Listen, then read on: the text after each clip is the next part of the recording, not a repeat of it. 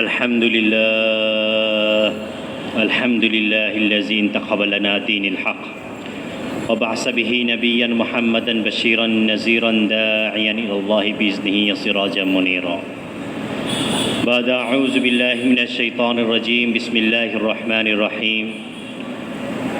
ومن أحسن قولا ممن دعا إلى الله وعمل صالحا قال إنني من المسلمين.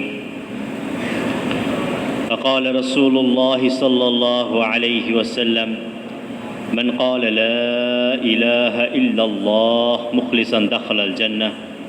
قيل ما إخلاصها؟ قال أن تحجز محارم الله. وقال النبي صلى الله عليه وسلم إذا عزمت أمتي الدنيا نزعت منها هيبة الإسلام وإذا تركت الأمر بالمعروف والنهي عن المنكر حرمت بركة الوحي وإذا تسابت أمتي سقطت من عين الله. وقال النبي صلى الله عليه وسلم المؤمنون هينون لينون كالجمل الآنف إن قيل انقاد إن أنيق على صخرة الاستناق أو كما قال عليه الصلاة والسلام.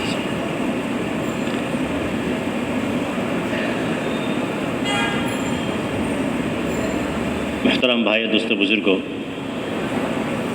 আল্লাহ তাআলা নিজে কোরআনে বলেছেন ওয়াযাক্কির ফাইন্না যিকরা তানফাউল মুমিনিন।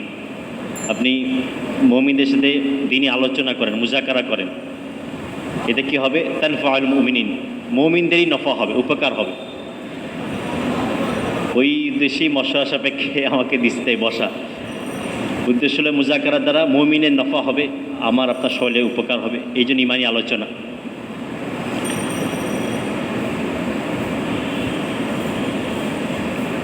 দিন আল্লাহ তাআলার কাছে সবচেয়ে দামি জিনিস।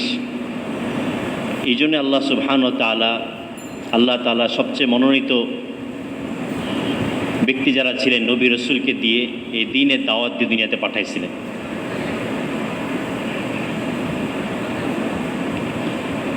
আল্লাহ তাআলা শুকরিয়া ফজল করম যে আল্লাহ তাআলা আমাদেরকে ঈমানের মতো নিয়ামত দান করছেন।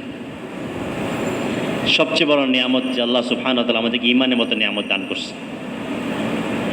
দেখেন আল্লাহ সুবহানাহু ওয়া তাআলা আমাদেরকে মানুষ হিসেবে সৃষ্টি করছেন, এতে আমরা কি আল্লাহর কাছে আবেদন করি নি যে আল্লাহ আপনি আমাকে মানুষ হিসেবে সৃষ্টি করেন, আশরাফুল মাখলুকাত হিসেবে সৃষ্টি করেন? আল্লাহ তাআলা চাইলে অন্য কোনো আমাদের হাইওয়ানের মধ্যে বানাইতে পারতেন, আশরাফুল মাখলুকাত বানাইছেন। এরপর আল্লাহ সুবহানাহু ওয়া তাআলা এমন হইতে পারে আশরাফুল মাখলুকাত হলাম, মানুষ ছিলাম, কিন্তু আল্লাহ তাআলা যদি ঈমানের মতো নিয়ামত না দান করতেন, মুসলমানের ঘরে জন্ম না হইতো বা ঈমানের মতো নিয়ামত না পেতাম, এটা আল্লাহ তাআলা আমাদেরকে বিনা চাওয়াতেই দিচ্ছেন। এরপর আল্লাহ সুবহানাহু ওয়া তাআলা আমাদেরকে সর্বশ্রেষ্ঠ নবীর উম্মত বানাইছেন, এটাও আল্লাহ সুবহানাহু ওয়া তাআলা আমাদেরকে বিনা চাওয়াতেই দিচ্ছেন। কোনো আমরা আবেদন করি না আল্লাহ সুবহানাহু ওয়া তাআলার কাছে, এবং আল্লাহ তাআলা আমাদের ইহসান করছেন, অনুগ্রহ করছেন। এবং আল্লাহ সুবহানাহু ওয়া তাআলা আমাদের জন্য জান্নাতও বানায় রাখছেন। হাদিসের মধ্যে আসছে আল্লাহ নবী বলেছেন মান ক্বালা লা ইলাহা ইল্লাল্লাহ মুখলিসান দাখালাল জান্নাহ, যে ব্যক্তি কালিমা লা ইলাহা ইল্লাল্লাহ ইখলাসের সাথে পাঠ করলো সে জান্নাত প্রবেশ করবে। সাহাবারা নারাজ করলেন ইয়া রাসূলুল্লাহ কালিমার ইখলাস কি? আল্লাহ নবী বললেন যে আন তাহজিসু মাহারিমিল্লাহ, কালিমা ইখলাস হলো যে কালিমাটাকে যাবতীয় হারাম কাজ থেকে বিরত রাখবে। আল্লাহ তাআলা আমাদেরকে মানুষ বানাইলেন, আল্লাহ সুবহানাহু ওয়া তাআলা আমাদেরকে ঈমানের মতো নিয়ামত দান করলেন। আল্লাহ সুবহানাহু ওয়া তাআলা আমাদেরকে হুজুর পাক সাল্লাল্লাহু আলাইহি ওয়াসাল্লাম উম্মতের মধ্যে শামিল করলেন, এবং আল্লাহ সুবহানাহু ওয়া তাআলা আমাদেরকে জন্য জান্নাতও বানায় রাখছেন। এই সমস্ত নিয়ামত আল্লাহ সুবহানাহু ওয়া তাআলা দিচ্ছেন আমাদেরকে বিনা চাওয়াতেই। আলকাবা ইবনে হারিস রাদিয়াল্লাহু তাআলা আনহু ওনার কওমকে নিয়ে হুজুর পাক সাল্লাল্লাহু আলাইহি ওয়াসাল্লামের কাছে আসলেন। আসলে আল্লাহ নবী সাল্লাল্লাহু আলাইহি ওয়াসাল্লাম হুজুর পাক সাল্লাল্লাহু আলাইহি ওয়াসাল্লাম জিজ্ঞাসা করলেন মান আনতুম, তোমরা কারা? তো সাহাবা রাদিয়াল্লাহু তাআলা আনহু আমরা যেমন দুনিয়াবি পরিচয় দিতে স্বাচ্ছন্দ্য বোধ করি, সাহাবারা ঈমানি পরিচয় দিতেন। কেউ যে বদরের শরীক হচ্ছে বলতে আমি বদরি, তাকে বলে তমুক সাহাবী বদরি, এরকম উপাধি তাদেরকে দেওয়া হইত। তো সাহাবারা আলকা ইবনে হারিস রাদিয়াল্লাহু বললেন ইয়া রাসূলুল্লাহ নাহনু মুমিনিন, আমরা মুমিন। আল্লাহ নবীকে পরিচয় দিচ্ছেন যে আমরা মুমিন। আল্লাহ নবী বললেন লিকুল্লি কওলি হাকিকা ওমা কওলি হাকিক কওলুকুম, প্রত্যেকটা কথার একটা বাস্তবতা আছে। তোমরা যে দাবি করতেছো মুমিন, এই কথার বাস্তবতা কি, হাকিকতটা কি? তখন আলকা ইবনে হারিস রাদিয়াল্লাহু তাআলা বললেন ইয়া রাসূলুল্লাহ আমাদের কওম আমাদের কওমের মধ্যে কিছু গুণ আছে। বললেন যে ইয়া রাসূলুল্লাহ 5টা গুণ তো এরকম যেটা কিনা আমরা আপনার থেকে পাইছি, আর 5টা গুণ এরকম যেটা কিনা আমরা আমাদের আপনার নায়েব প্রতিনিধির থেকে পাইছি, আর 5টা গুণ এরকম যেটা আমাদের মধ্যে থেকে জাহিলিয়াতের জামানা থেকেই ছিল এবং ওইটাও আমরা এখনও অবিচল আছি। যদি আপনি বলেন ওইটা রাখবো নিজেদের মধ্যে, আর যদি আপনি বলেন তাহলে ছেড়ে দিব। আল্লাহ নবী বললেন ওই 5টা গুণ কি যেটা তোমরা আমার থেকে পেয়েছো? তো তারা বললেন যে 5টা গুণ যেটা আমরা থেকে আপনার থেকে পেয়েছি, 1 নম্বর আমানতু বিল্লাহি মালাইকাতিহি ওয়া কুতুবিহি ওয়া রুসুলিহি আল কদরি খাইরিহি ওয়া শাররিহি মিনাল্লাহি তাআলা। 1 নম্বর গুণ তো আমানতু বিল্লাহ, আল্লাহর উপরে বিশ্বাস স্থাপন করা। হযরত ইমাম আশরাফ টঙ্গীর ইসলামে বলতেছিলেন যে আল্লাহর উপর বিশ্বাস স্থাপন করার উদ্দেশ্যটা কি? একজন বিধর্মীয় তো বলে যে এরকম একজন সৃষ্টিকর্তা আছে, একজন ক্রিয়েটর আছে, একজন বানানোওয়ালা আছে। তা আমরা মুসলমান, আমরা আল্লাহর উপর বিশ্বাস স্থাপন করার উদ্দেশ্যটা কি? আমরা আল্লাহর উপর বিশ্বাস স্থাপন করার উদ্দেশ্য হলো আমরা আল্লাহ তাআলাকে মানি তার জাতের সাথে, তার সিফাতের সাথে। যে আল্লাহ সুবহানাহু ওয়া তাআলা খালেক, সৃষ্টিকর্তা একমাত্র আল্লাহ সুবহানাহু ওয়া তাআলা, মালিক মিলকিয়াতের মালিক আল্লাহ সুবহানাহু ওয়া তাআলা, রাজ্জাক রিজিকের মালিক আল্লাহ সুবহানাহু ওয়া তাআলা, নাফিয়া দর উপকার করার ক্ষমতা একমাত্র আল্লাহ তাআলার হাতে, ক্ষতি করার ক্ষমতা একমাত্র আল্লাহ তাআলার হাতে। ওয়া মুইজ্জু ওয়া হুয়া মুজিল্লু, ইজ্জতের মালিকও তিনি, বেইজ্জতের মালিকও তিনি। আল্লাহ তাআলার সৃষ্টি কিনে চিন্তা করে আল্লাহ সুবহানাহু ওয়া তাআলা খালেক, কত বড় সৃষ্টিকর্তা আল্লাহ সুবহানাহু ওয়া তাআলা। আজকে দুনিয়াতে আমরা এখানে যারা মজমায় বসে আছি, আল্লাহ সুবহানাহু ওয়া তাআলা আমাদের সবাইকে বানাইছেন। শুধু আমাদেরকে না, দুনিয়ার সমস্ত মানুষকে আল্লাহ সুবহানাহু ওয়া তাআলা বানাইছেন। আজকে দুনিয়াতে 650 কোটি 700 কোটি মানুষ রয়ে গেছে। আল্লাহ সুবহানাহু ওয়া তাআলা প্রত্যেকে সৃষ্টি করছেন, প্রত্যেকের চেহারা ভিন্ন রকম, প্রত্যেকের নাক কান চোখ ভিন্ন রকম, আর প্রত্যেকের হাতগুলো ভিন্ন রকম, হাতের আঙ্গুলগুলো ভিন্ন রকম। এই হাতের আঙ্গুলে যে সামান্য 1 ইঞ্চি জায়গা, এই ফিঙ্গারপ্রিন্ট, এটা প্রত্যেকটা ভিন্ন রকম। আমাদের কিছু জায়গায় বায়োমেট্রিক করছি, আঙ্গুলের ছাপ নিচ্ছেন আমাদের, কেন নিচ্ছে? প্রত্যেকটা ভিন্ন রকম। যে 7 কোটি মানুষ 17 কোটি মানুষ যে আঙ্গুলের ছাপ দেয়, এর প্রত্যেকটা ভিন্ন রকম। হাজি সাহেবরা হজে যাচ্ছে, 70 লক্ষ 80 লক্ষ হাজি তো জেদ্দা এয়ারপোর্টে আঙ্গুলের ছাপ নিয়ে নিচ্ছে। তো যে 70 লক্ষ 80 লক্ষ হাজি আসে সারা দুনিয়া থেকে, প্রত্যেকে আঙ্গুলের ছাপ ভিন্ন রকম হবে। তাবারাকাল্লাহু আহসানুল খালিকিন, কত বড় সৃষ্টিকর্তা আল্লাহ তাআলা, কত বড় নিখুঁত সৃষ্টিকর্তা আল্লাহ সুবহানাহু ওয়া তাআলা। আল্লাহ সুবহানাহু ওয়া তাআলা মালিক, মিলকিয়াতের মালিক আল্লাহ সুবহানাহু ওয়া তাআলা, সব কিছু আসল মালিকানা আল্লাহ সুবহানাহু ওয়া তাআলা। কালকে আমাদের দিন আল্লাহ সুবহানাহু ওয়া তাআলা হাদিসে কুদসির মধ্যে আসছে ইয়াকবিজুল আরদা ইয়াউমাল কিয়ামাহ, কালকে আমাদের দিন আল্লাহ সুবহানাহু ওয়া তাআলা এই দুনিয়ার এই 7 জমিনকে নিজের মুঠের মধ্যে নিয়ে নেবেন।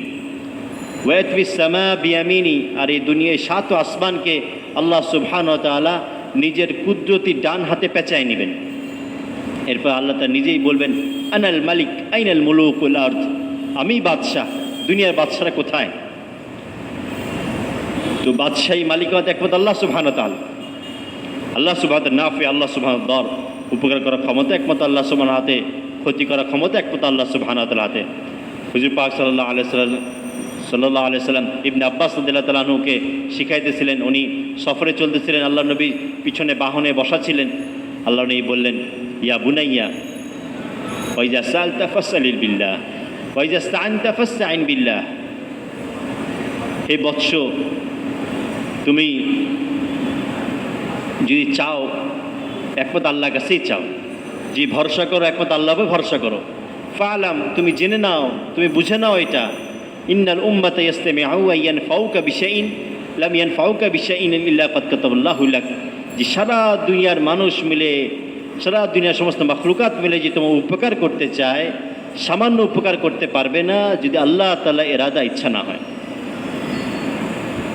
ঠিক সেভাবে ইন্নাল উম্মাতা ইয়াদুরুকা বিশাইইন লাম ইয়াদুরুকা বিশাইইন ইল্লা ক্বাদ কাতাবাল্লাহু আলাইক, ঠিক সেভাবে সারা দুনিয়ার মানুষ মিলে, সারা দুনিয়ার সমস্ত মাখলুকাত মিলে যদি তোমার ক্ষতি করতে চায়, সামান্য ক্ষতি করতে পারবে না যে আল্লাহ তাআলার ইরাদা ইচ্ছা না হয়। তো উপকার করা মালিক আল্লাহ তাআলা, নাফি আল্লাহ সুবহানাহু ওয়া তাআলা, দর ক্ষতি করার ক্ষমতা আল্লাহ সুবহানাহু ওয়া তাআলা। আল্লাহ সুবহানাহু ওয়া তাআলা ওয়া হুয়া মুইজ্জু ওয়া হুয়া মুজিল্লু, আল্লাহ সুবহানাহু ওয়া তাআলা ইজ্জতের মালিক, আল্লাহ সুবহানাহু ওয়া তাআলা বেইজ্জতের মালিক। আল্লাহ তাআলা যদি কাউকে ইজ্জত দিতে চান তাহলে ইজ্জতের আসবাবের মুখাপেক্ষী না, আর আল্লাহ যদি কাউকে বেইজ্জতি করতে চান তাহলে আল্লাহ সুবহানাহু ওয়া তাআলা বেইজ্জতের আসবাব মুখাপেক্ষী না। সাইয়েদানা ইব্রাহিম আলাইহিস সালামকে আগুনে নিক্ষেপ করা হয়েছে, আগুনে নিক্ষেপ করা হয়েছে, আগুন পোড়ায় দেয়, ঝলসায় দেয়, জ্বালায় দেয়, অপমানের জায়গা, জিল্লতের জায়গা, আল্লাহ সুবহানাহু ওয়া তাআলা সেখান থেকে ইজ্জত সম্মান দিয়ে দিছে। পরবর্তীতে ইব্রাহিম আলাইহিস সালামকে জিজ্ঞাসা করা তার জীবনের সবচেয়ে উত্তম সময় কোনটা ছিল, উনি বলছে যে সময় 40 দিন আমি আগুনের মধ্যে ছিলাম, সেই সময় আল্লাহ সুবহানাহু ওয়া তাআলা ইজ্জত দিয়েছে। আবার আল্লাহ তাআলা কাউকে বেইজ্জতি করতে চান তা বেইজ্জতি আসবে মুখাপেক্ষী না। নমরুদ পুরা পৃথিবী বাদশাহী তখ্তের মধ্যে বসা, আগে শাহী দরবারের নিয়ম ছিল যেই বাদশাহী দরবারে আসবে মাথাকে নত করে তাকে সম্মান করবে। আল্লাহ সুবহানাহু ওয়া তাআলা এক ল্যাংড়া মশাকে তার নাকে ঢুকাই দিছে, তো কামড় দেয়, যন্ত্রণা হয়, তো নিয়ম পরিবর্তন হয়ে গেছে। যেই আসবে দরবারে, রাজ দরবারে আসবে, সেরকম তার পায়ের জুতাকে খুলে তার মাথায় মারবে, তো মাথায় মারার দ্বারা সে মশা কামড় বন্ধ হয়ে যায়, কিছুটা আরাম পায় সে। পরিবর্তন হয়ে গেছে নিয়ম। সে আল্লাহ সুবহানাহু ওয়া তাআলা তাকে বাদশাহী, সে সিংহাসনে বসায় তাকে বেইজ্জতি করতেছে। আল্লাহ সুবহানাহু রহমান, দয়ালু, আল্লাহ সুবহানাহু রহিম, বড় দয়াবান। আল্লাহ সুবহানাহু ওয়া তাআলা সৈয়দনা মুসা আলাইহিস সালাম, হারুন আলাইহিস সালাম, সৈয়দনা মুসা আলাইহিস সালাম উলুল আজম, বড় বড় 5 জন নবীদের মধ্যে একজন মুসা কালিমুল্লাহ। 2 জন নবীকে আল্লাহ সুবহানাহু ওয়া তাআলা ফিরআউনের কাছে পাঠাচ্ছেন। ফিরআউন যে কিনা নাউজুবিল্লাহ খোদাই দাবি করছে, তার কাছে পাঠাচ্ছে আর বলতেছে ফাকুলা লাহু কাওলান লাইয়িনা, আপনি তার সাথে কথা বলবেন, ফিরআউনের সাথে নরম ভাষায় কথা বলবেন। লাআল্লাহু ইয়াযাক্কা ওয়া ইয়াখশা, হয়তো সে নসিহত গ্রহণ করবে, হয়তো সে ভীত প্রদর্শিত হবে। এই আয়াত পরে সাইয়েদনা কাতাদা রাদিয়াল্লাহু তাআলা আনহু খুব কাঁদলেন। আর উনি বললেন কাঁদতে কাঁদতে, ইয়া রব্বি হাজ ইন কানাত হাযা রাহমাতুকা বিমান ক্বালা আনা রাব্বুকুমুল আ'লা ফাকাইফা রাহমাতুকা বিমান ক্বালা সুবহান রাব্বিল আ'লা। উনি বললেন সাইয়েদনা কাতাদা রাদিয়াল্লাহু তাআলা এই আয়াত পড়ে, যে আল্লাহ ওই ব্যক্তির ব্যাপারে যদি আপনার দয়া এরকম হয় যে কিনা বলছে আনা রাব্বুকুমুল আ'লা, নাউজুবিল্লাহ আমি সবচেয়ে বড় খোদা, ফিরআউন বলছে, তার ব্যাপারে যে আপনার দয়া এরকম হয় যে নবীদেরকে পাঠায় বলতেছেন নরম ভাষায় কথা বলার জন্য, তাহলে আল্লাহ আপনার দয়া ওই ব্যক্তির ব্যাপারে কীরকম হবে যে কিনা বলে সুবহান রব্বিল আলা। আমরা সেজদা যা কি বলি সুবহান রব্বিল আলা, আল্লাহ সবচেয়ে পবিত্র, আল্লাহ সবচেয়ে বড়, তাহলে ওই ব্যক্তির ব্যাপারে আল্লাহ দয়া কীরকম হবে। এরপর উনি বলতেছেন ইন কানাত হাযি হিলমুকা বিমান ক্বালা মা আলিমতু লাকা ইলাহা গায়রি ফাকাইফা হিলমুকা বিমান ক্বালা লা ইলাহা ইল্লাল্লাহ। উনি বলছে আল্লাহ ওই ব্যক্তির ব্যাপারে যে আপনি এরকম সহনশীল হন, যে ফিরআউন বলছিল যে আমাকে ছাড়া কোনো মাবুদ, কোনো খোদা খুঁজে পাবা না, আমি একমাত্র খোদা, ওই ব্যক্তির ব্যাপারে যে আপনি এরকম সহনশীল হন, মেহেরবান হন, যে নবীদেরকে পাঠায় নরম ভাষা কথা বলতেছেন, তাহলে আল্লাহ ওই ব্যক্তির ব্যাপারে আপনি কীরকম দয়াবান হবেন যে কিনা বলে লা ইলাহা ইল্লাল্লাহ, যে আল্লাহ ছাড়া কোনো মাবুদ নেই, তার ব্যাপারে আপনার দয়া কীরকম হবে। আল্লাহ রহমান, বড় দয়ালু, আল্লাহ তাআলা করিম, আল্লাহ তাআলা করিমুজ্জাত। আল্লাহ তাআলা নিজে কোরআনে বলেছেন ইন্নাল্লাহা আশতারা মুমিনিনা আনফুসাকুম আমওয়ালাকুম বিআন্না লাকুমুল জান্নাহ, যে আমি মুমিনের জান মালকে খরিদ করে নিছি জান্নাতের পরিবর্তে। সাইয়েদনা আবু বকর সিদ্দিক রাদিয়াল্লাহু তাআলা আনহু এই আয়াত পড়ে খুব কাঁদলেন আর কাঁদতে কাঁদতে বললেন ইয়া রব্বি হাযা আনফুস আনতা খালিকুহা, হে আল্লাহ এই নফস আমাকে তুমি বানাইছো, ওয়া হাযা মাল আনতা তুআতিহা, আর এই মাল সম্পদ আল্লাহ তুমি দিছো, তুআতি বিবদলিল জান্নাহ, আবার এর পরিবর্তে জান্নাত দিচ্ছ। কত বড় করিম জাত আল্লাহ তুমি, অর্থাৎ আল্লাহ তুমি আমাকে তুমি বানাইছো, মাল সম্পদ তুমি দিছো, আবার বলছো এর বদলে আমি বান্দা তোমাকে জান্নাত দিব। আল্লাহ তুমি কত বড় করিম, কত বড় সম্মানিত তুমি। সে আল্লাহ তাআলাকে চিনা। আল্লাহ তো কানে বসা মা খালাকতুল জিন্না ওয়াল ইনসা ইল্লা লিয়াবুদুন, আমি মানুষকে জিনকে সৃষ্টি করছি একমাত্র আমার ইবাদত করার জন্য। ওলামায়ে কেরাম বলে লিয়াবুদুন অত লিয়ারিফুন, অর্থাৎ আল্লাহ তার পরিচয় জানবে, আল্লাহ তাকে চিনবে। যখন মানুষ আল্লাহ তার পরিচয় জানে, আল্লাহ তাকে চিনবে, তো আল্লাহ তার হুকুম মানা তার জন্য সহজ হয়ে যাবে।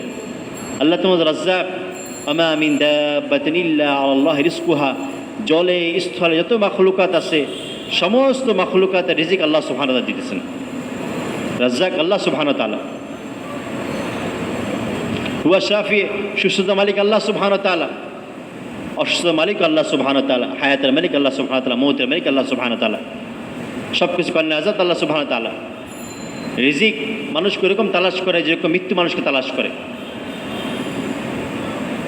আমাদের বড়দের এক জামাত গেছিল সফরে ইয়ামানে, তো ইয়ামানে এরকম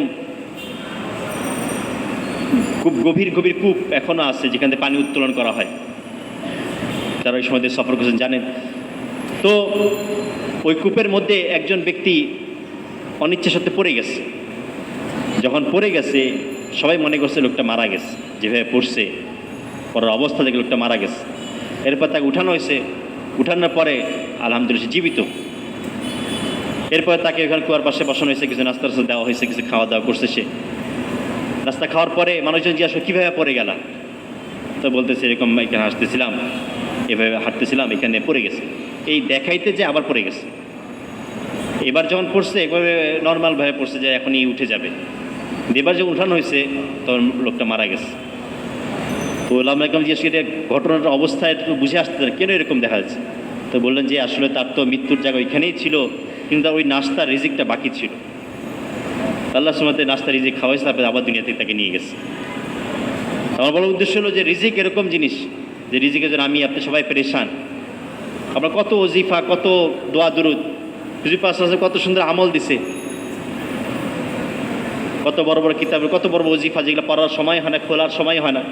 আল্লাহ নবী বলছেন আদ্দিম আল্লাহ তাহারা তো আশা রিজকাক, তুমি সবসময় বাউজু থাকো, রিজিককে তোমার জন্য প্রশস্ত করে দেওয়া হবে। সবসময় বাউজু থাকা, উজুর সাথে থাকা, তো তুমি রিজিক তোমাকে আকর্ষণ করবে। তো রাজ্জাক রিজিক আমাকে আল্লাহ সুবহানাহু ওয়া তাআলা সব কিছু করেন আছে আল্লাহ সুবহানাহু ওয়া তাআলা। আমানতু বিল্লাহ, আমাদের মুসলমানে আল্লাহ বা বিশ্বাস স্থাপনের উদ্দেশ্য এটাই যে আল্লাহ সুবহানাহু ওয়া তাআলাকে আমরা মানি তার জাতের সাথে, তার সিফাতের সাথে। যদি কথাটা শয়তানের দরজায় খুলে, যদি এরকম করতাম এরকম না, যদি হইতো এরকম হইতো না, যা আল্লাহ দিয়েছেন সেটাই হয়েছে। নিজের পর সর্বোচ্চ সতর্কতা অবলম্বন করা, এরপর আল্লাহ তাআলার উপর ভরসা করা। তো আমাদের মুসলমানদের আমানতু বিল্লাহ, আল্লাহ বিশ্বাস স্থাপন করার উদ্দেশ্য এটা। রসুলিহি, রসুলের উপরে বিশ্বাস স্থাপন করার উদ্দেশ্য হইল আল্লাহ নবী উপরে পূর্ণ আস্থা থাকার কারণে তিনি আল্লাহ তাআলার পক্ষ থেকে যে খবরকে নিয়ে আসছে তা বিনা দ্বিধায় মেনে নেওয়া এবং সে বিনা দ্বিধায় মানা। বলে যে আমরা গতকালকে এরকম মার্কাজে ছিলাম, তখন মৌলানা মুনির মিশ্রা মুজাকারা করতেছিলেন যে মানুষ যখন কোনো জায়গায় মুরতাদ হয়ে যায় কোনো শহরে, তো আমাদের বড় আফসোস হয় যা অমুক শহরে এতগুলো মানুষ মুরতাদ হয়ে গেছে, বা অমুক দেশে এতগুলো মানুষ মুরতাদ হয়ে গেছে, বা অমুক জায়গায় কিছু মানুষ ইসলাম থেকে দূরে সরে গেছে, হ্যাঁ ইসলামকে ছেড়ে দিছে, তো বড় আফসোস হয়। উনি বলতেছেন দেখো মুরতাদ যে হয়েছে এটা হজরতির কথা উনি বলতেছিলেন যে একদিনে মুরতাদ হয়ে যায়নি, বড় মানুষ মুরতাদ হয় ধাপে ধাপে ধাপে ধাপে। বলতেছেন যে একজন ব্যক্তি সেরকম টেবিল চেয়ার নিয়ে আসলো, সে টেবিল চেয়ার খাওয়াকে পছন্দ করলো, সুন্নতকে অবজ্ঞা করলো বা সুন্নতকে চলতে চাইলো না, টেবিল চেয়ার তো কেমন জানি সে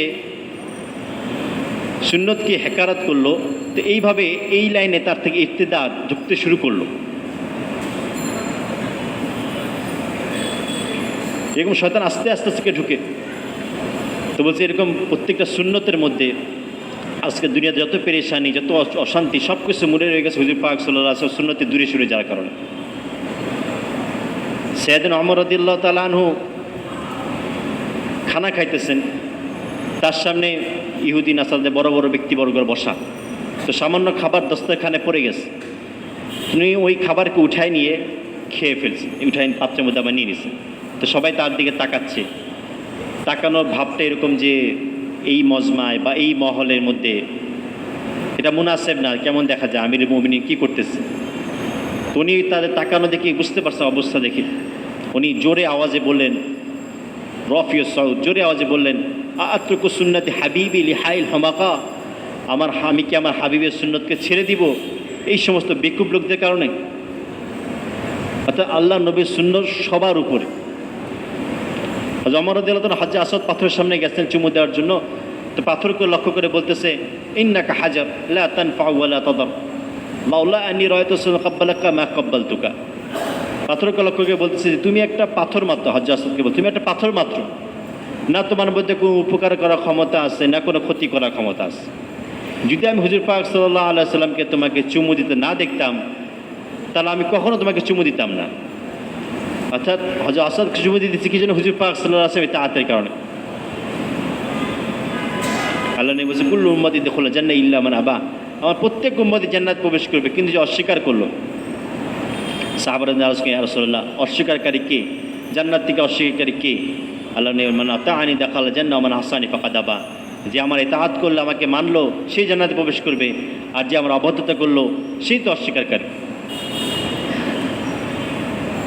আল্লাহ তাআলা কোরআনে বলেন, কুল ইন কুনতুম তুহিব্বুনাল্লাহা ফাত্তাবিউনি ইউহিব্বুকুমুল্লাহ ইয়াগফির লাকুম যুনুবাকুম আল্লাহু গফুরুর রহিম। আল্লাহ তো বলছেন, এই নবী আপনি বলে দিন, তারা যদি আমার ভালোবাসা চায়, তারা যদি আপনার ইতাআত করে, আপনাকে মান্য করে, তো আমি তাদেরকে ভালোবাসবো এবং তাদের গুনাহগুলোকে মাফ করে দিই। তো হুজুর পাক সাল্লাল্লাহু আলাইহি ওয়াসাল্লামের সুন্নত সবার উপরে, ইসলামের এমন স্বর্ণযুগ ছিল, সুন্নত এরকম দামি অবস্থায় ছিল। হানাফি মাযহাবের বড় ইমাম ইউসুফ রহমতুল্লাহ আলাইহি, উনি তখন পুরা ইসলামী খেলাফতের কাজী, প্রধান বিচারপতি। ওনার কাছে আরেক গভর্নর, আরেক প্রদেশের গভর্নর, যে বড় দানশীল, বড় আল্লাহওয়ালা, সে আসছে তার সাথে দেখা করতেন। উনি ওই সময় খানা খাইতেছিলেন। তো সে যখন গভর্নর আসছে, তার বন্ধু মানুষ, তো বলছে, আসো দস্তরখানে বসো, খানা খাও। তরকারি ছিল কদু, লাউয়ের তরকারি, সে লাউয়ের তরকারি খানা খাও। তো সে গভর্নর বলল, আমি লাউ কদু পছন্দ করি না। তো ইমাম ইউসুফ রহমতুল্লাহ বললেন, যেহেতু এখন দ্বিতীয় কোনো তরকারি ব্যবস্থা নাই, তাহলে তো কোনো কিছু ব্যবস্থা করতে পারতেছি না। কথাবার্তা বলার সেই গভর্নর চলে গেল। পরের দিন যখন বিচার কার্যে ইমাম ইউসুফ রহমতুল্লাহ বসলেন, তখন প্রথমেই যে ঘোষণা দিলেন যে অমুক গভর্নর, সে তো ইসলাম থেকে বের হয়ে গেছে, তো মুরতাদ হয়ে গেছে। তো পুরা বাগদাদে, পুরা ইরাকে, এরকম পুরা ইসলামী রাজ্যের মধ্যে এরকম হইচই হয়ে গেছে, সে বড় দানশীল, বড় সখী মানুষ, সে মুরতাদ হয়ে গেছে। কী কারণে, কী ঘটনা? তো এই বললেন যে আল্লাহ নবী লাউ খাওয়া, কদু খাওয়া পছন্দ করছে, আর সে সেটাকে পছন্দ করেনি। যখন এই কথা শুনছে, সবাই বলছে, হ্যাঁ তাহলে তো ঠিকই, আসলে যেহেতু ইসলামের মধ্যে নাই, সে কেন আল্লাহ নবীর পছন্দ করা জিনিসকে পছন্দ করলো না? তার স্ত্রী বলতে সেগুলো, আমি এমন ব্যক্তির সাথে সংসার করবো না। ছোটো ছোটো বাচ্চারা, তারা যেহেতু হোসেন রাদিয়াল্লাহু তাআলা ওইখানে ছিলেন, তারা আল্লাহ নবীকে নানাজান বলতেন, ইরাকের বাসীরা। তারা বললো, যদি নানাজান যে জিনিস পছন্দ করছে, সেই জিনিস যদি পছন্দ করেনি, তাহলে তার সাথে আমার কোনো সম্পর্ক নেই। উনি বড় পেরেশানিতে পড়ে গেলেন, কী করা যাবে? বলে আমি কাছে গেলাম, বললেন, তাহলে আপনি এখন একটাই কাজ, আপনি জনসম্মুখে তওবা করেন যে আমার ভুল হয়ে গেছে, আমি এভাবে বলতে চাইনি, বা এটা আমার ভুল হয়ে গেছে। তখন যিনি জনসম্মুখে তওবা করলেন, আবার আগের অবস্থা ফিরে আসলো। এরকম ইসলামের একটা অবস্থা ছিল, এরকম স্বর্ণযুগ, যে ইসলামের প্রত্যেকের সুন্নত এরকম দামি ছিল। আজকে আমরা সুন্নতকে সুন্নত মনেকে ছেড়ে দিচ্ছি, যেটা সুন্নত, এটা ফরজ না, ওটা ওয়াজিব না। অথচ সুন্নতকে সুন্নত মনেকে সাহাবারা রাদিয়াল্লাহু তাআলা আনহু খায়রুল কুরুন, তারা এরকম আমল করতেন। হাদিসের মধ্যে আসে, মান তামাসসাকা বিসুন্নতি ইনদা ফাসাদ উম্মতি ফালাহু আজরু মিয়াত শাহীদ। যে আল্লাহ নবীর যে ফিতনা ফাসাদের জামানায় আল্লাহ নবীর সুন্নতকে আঁকড়ে ধরবে, তাকে একটা সুন্নতে বোঝা, তাকে শত শহীদের সব তার আমলনামা দেওয়া হবে। এই জন্য আমার প্রত্যেকটা কাজ, উঠা বসা, চলা ফেরা, সকাল সন্ধ্যা পর্যন্ত প্রত্যেকটা কাজ হুজুর পাক সুন্নত তরিকা হয়। আমাদের আল্লাহ রসুলের বিশ্বাস স্থাপন করার উদ্দেশ্য এটি। এবার তৃতীয় যেটা বলছে, অকুতুবিহি, কিতাবের বিশ্বাস স্থাপন। কোরআন শরীফ একটা মহাসত্য গ্রন্থ, এটা তো বিধর্মীরাও বলে, কিন্তু আমাদের কোরআনকে বিশ্বাস স্থাপন করার উদ্দেশ্য হইল যে কোরআনে হালালকে হালাল জানা এবং কোরআনে হারামকে হারাম জানা এবং তা মানা।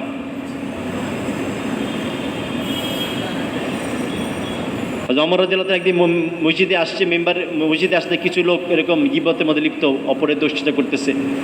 তো উনি বললেন যে, তোমরা কি কোরআনে ঈমান আনো না? তো হ্যাঁ, আমরা তো কেন ঈমান আনি। তো কোরআনে ঈমান আনলে কেন তোমরা এরকম গীবতে লিপ্ত আসো? কোরআনে তো গীবতকে নিষেধ করা হয়েছে না? তো কোরআনের বিশ্বাস ইসলামের উদ্দেশ্য হলো কোরআনে হালালকে হালাল জানা এবং কোরআনে হারামকে হারাম জানা।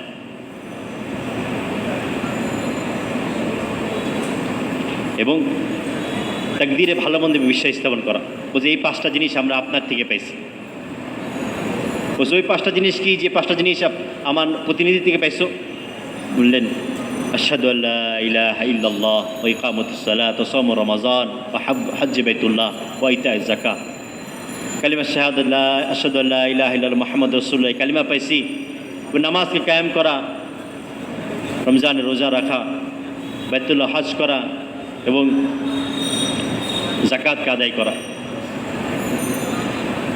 আল্লাহ নবী বললেন, ওই 5টা জিনিস কি? যে 5টা জিনিস তোমাদের মধ্যে থেকে জাহিলিয়াতের জামানা থেকে তোমাদের মধ্যে ছিল।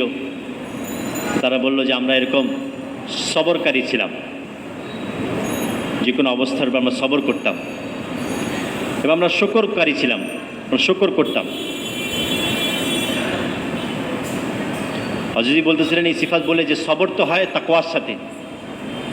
ওই যে একজন অপরাধীকে পিটাইতেছে, চোরকে পিটাইতেছে, সে সবর করতেছে, এটা তো সবর না, সবর তো হবে তাকওয়ার সাথে। আমরা সবরকারী ছিলাম, শুকরকারী ছিলাম এবং আমরা কোনো দুশ্মনের বিপদেও খুশি হইতাম না, দুশ্মনের বিপদেও খুশি হইতাম না। এবং আমরা কখনো যুদ্ধের ময়দান থেকে, চতুর্থ বলতে আমরা কখনো যুদ্ধের ময়দান থেকে পলায়ন করতাম না। এবং ফাজাবির রাজা, আল্লাহ তাআলা ফয়সালার উপর আমরা সবসময় রাজি থাকতাম। আল্লাহ নবী ফাতাবাসসামা রাসূলুল্লাহ সাল্লাল্লাহু আলাইহি ওয়াসাল্লাম, হাদিসের মধ্যে আল্লাহ নবী হাসলেন তাদের এই সিফাতের কথা শুনে, এই 15টা সিফাতের কথা শুনে। এবার আল্লাহ নবী বললেন, উদাবা ফুকাহা কাদু আইয়াকুনু আম্বিয়া, তোমরা তো আদব প্রাপ্ত হয়ে গেছো, তোমরা তো ফকিহ হয়ে গেছো, এমনকি তোমরা তো আইয়াকুনু, তোমরা তো নবী হওয়ার উপক্রম হয়ে গেছো। হযরত বলতেছেন যে পুরা দুনিয়া মানুষ সিদ্দিক আকবরের মতো হয়ে যায়, তারপরে আদনান নবীর সমান হইতে পারবে না। কিন্তু আল্লাহ নবী এতটা খুশি হয়েছেন যে বলতেছেন তোমরা এরকম কাদু আইয়াকুনু আম্বিয়া, তোমরা তো এরকম নবী হওয়ার উপক্রম হয়ে গেছো। এরপর আল্লাহ নবী বললেন তোমরা এই 15টা গুণকে নিজেদের মধ্যে ধরে রাখো এবং আরও 5টাকে যোগ করো, যাতে করে তোমাদের মধ্যে সমস্ত সিফাতে খায়ের, সমস্ত ভালো সিফাতগুলো তোমাদের মধ্যে এসে যায়। আল্লাহ নবী আর 5টা যোগ করতে বলেন। এখানে বললেন যে প্রয়োজন অতিরিক্ত খাবারকে জমা করে রাখিও না। দ্বিতীয় বললেন তুমি এরকম এত পরিমাণ ঘর বানাও না যে ঘরে তুমি থাকো না, প্রয়োজন ঘর বানান। তৃতীয় বললেন দেখো তোমরা এরকম তাকওয়া অবলম্বন করো, আল্লাহকে ভয় করো এবং তোমরা দুনিয়াকে মহব্বত করো না এবং দুনিয়া থেকে আখরাতকে প্রাধান্য দাও, দুনিয়া থেকে আখরাতকে প্রাধান্য দাও। আল্লাহ তাআলা আমাদের এই সিফাতগুলো অর্জন করার তৌফিক দান করে। এই দিন একটা জিম্মেদারির নাম, আর আল্লাহ তাআলা মদদ সাহায্য ইয়াকিনওয়ালাদের সাথে। আল্লাহ তাআলা মদদ সাহায্য শককারী, সন্দেহ পোষণকারীদের সাথে আল্লাহ তাআলার মদদ সাহায্য নেই। আল্লাহ তাআলার সাহায্য সবসময় ইয়াকিনওয়ালাদের সাথে। যখন খন্দকের যুদ্ধ খনন করা হচ্ছে, খন্দকের সে পরীক্ষা খনন করা হচ্ছে 10x10 হাত মদিনা চতুর্দিক থেকে শত্রুপক্ষ যেন মদিনা ঢুকতে না পারে, আল্লাহ নবী স্বয়ং শরীক আছেন, সাহাবারা পরীক্ষা খনন করতেছেন। তো বড় এক পাথর চলে আসলো, যে পাথরকে ভাঙ্গা যাচ্ছে না। আল্লাহ নবী সে পাথরকে, আল্লাহ নবীকে খবর দেওয়া হলো, আল্লাহ নবী আসলেন, আসে সে পাথরের মধ্যে আল্লাহ নবী বাড়ি দিলেন, এটা আলো বের হইল। আল্লাহ নবী বলেন ফুতিহা রোম, রোম বিজয় হবে। দ্বিতীয় বাড়ি দিলেন, আল্লাহ নবী বললেন ফুতিহা ফারিস, পারস্য বিজয় হবে। তো ইয়াকিনওয়ালাদের ইয়াকিন আরও মজবুত হয়ে গেল, আর সন্দেহ পোষণকারী যারা ছিল মুনাফিক, তাদের সন্দেহ আরও বেড়ে গেল। আমাদের খাবার নাই, আমাদের পোশাক নাই, আর কি বলতেছে রোম বিজয় হবে, পারস্য বিজয় হবে। সন্দেহ পোষণকারীদের সন্দেহ আরও বেড়ে গেল, আর ইয়াকিনওয়ালাদের ইয়াকিন আরও বেড়ে গেল। এক সাহাবী ছিল সুরাকা ইবনে মালিক রাদিয়াল্লাহু তাআলা আনহু। আল্লাহ নবী বললেন, এ সুরাকা, ওই দিন কেমন হবে যেই দিন ইরানের বাদশার সে শাহী বালা তোমার হাতে পরানো হবে। এরপর আল্লাহ নবী দুনিয়া থেকে চলে গেলেন। হযরত ওমর রাদিয়াল্লাহু তাআলা জামানায় রোম, ইরান বিজয় হলো, পারস্য বিজয় হলো। তো ইরানের সমস্ত ধনভাণ্ডার মদিনায় চলে আসছে। মাঝখানে একবার সুরাকা ইবনে মালিক রাদিয়াল্লাহু তাআলা খুব অসুস্থ হয়ে গেলেন। পরিবারের লোকজন মনে করলো যে তিনি মারাই যাবেন, তা চতুর্দিকে ঘিরে বসে আছেন, ওনার হুশ চলে গেছিলো। হুশ আসলো, তখন দেখলো পরিবারের সমস্ত লোকজন তার আশপাশে কান্নাকাটি করতেছে। উনি বলে, কাঁদতেছে কেন? বলছে আপনি মারা যাচ্ছেন। পরিবারের লোকজন বাজারে চলে গেছে কাফনে কাপড় কিনতে, এরকম অবস্থা। উনি বললেন, না না, আমি মারা যেতে পারি না। বলে কেন? বলে আল্লাহ নবী বলছেন যে ইরানের সেই বাদশাহ শাহীবালা আমাকে পরানো হবে, ওটা আমি এখনো পড়ি নাই, তো আমি মারা যেতে পারি না। এরকম একই আল্লাহ নবী কথার। যখন ইরান বিজয় হলো, ইরানের ধনভাণ্ডার মদিনাতে আসলো, তো ওমরাদের বললেন যে দেখো ইরানের বাদশাহ সে শাহীবালা কোথায়? তো প্রথমে পাওয়া গেল না, বললো যে আরও বাকি খাজানা, বাকি ধনভাণ্ডার আসা বাকি আছে। সমস্ত ধনভাণ্ডার চলে আসলো। তখন আল্লাহ নবী, তখন ওমর রাদিয়াল্লাহু তাআলা আনহু সেই ইরানের বাদশাহ শাহীবালা হাতে নিলেন আর বললেন, কোথায় আছে সুরাকা, ডাকো তাকে। তো সুরাকা মালিককে ডাকা হলো।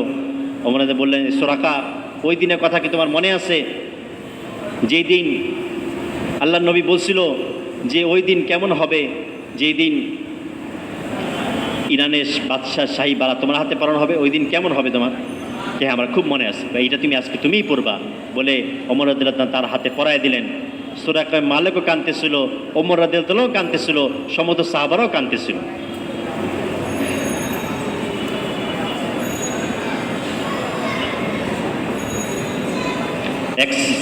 এক আরব্য গ্রাম্য আরব আল্লাহ নবীর কাছে আসতে এসে বলছে, হে মুহাম্মদ সাল্লাল্লাহু আলাইহি ওয়াসাল্লাম, তুমি কি বলো যেরকম ইসলামের আওয়াজ প্রত্যেকটা কাঁচা পাকা করে পৌঁছায় যাবে, সমস্ত মানুষ মুসলমান হবে, দলে দলে মুসলমান হবে, মক্কা বিজয় হবে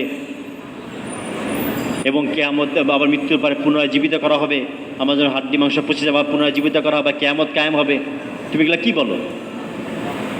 এগুলো কি সব ঠিক বলো? গ্রাম্য আরবে আল্লাহ নবীকে প্রশ্ন করছে। আল্লাহ নবী বললেন, শুনো, তুমি নিজে দেখতে পারবা, তোমার হায়াত লম্বা হবে, যে তুমি দেখবা আরবেরা দলে দলে ইসলামের মধ্যে আসতেছে, তুমি দেখতে পাবা এবং তুমি নিজে দেখতে পাবা যে মক্কা বিজয় হয়েছে, তুমি দেখতে পাবা এবং তুমি তৃতীয়টা যেটা মৃত্যুর পরে পুনরায় জীবিত হওয়া, কিয়ামত কায়েম হওয়া, সেইটা আমি কিয়ামতের দিন তোমার হাত ধরে বলবো, দেখো তৃতীয়টা তো হয়ে গেল। সে বলতে লাগলো, আমি এটা মানি না, বলে চলে গেল।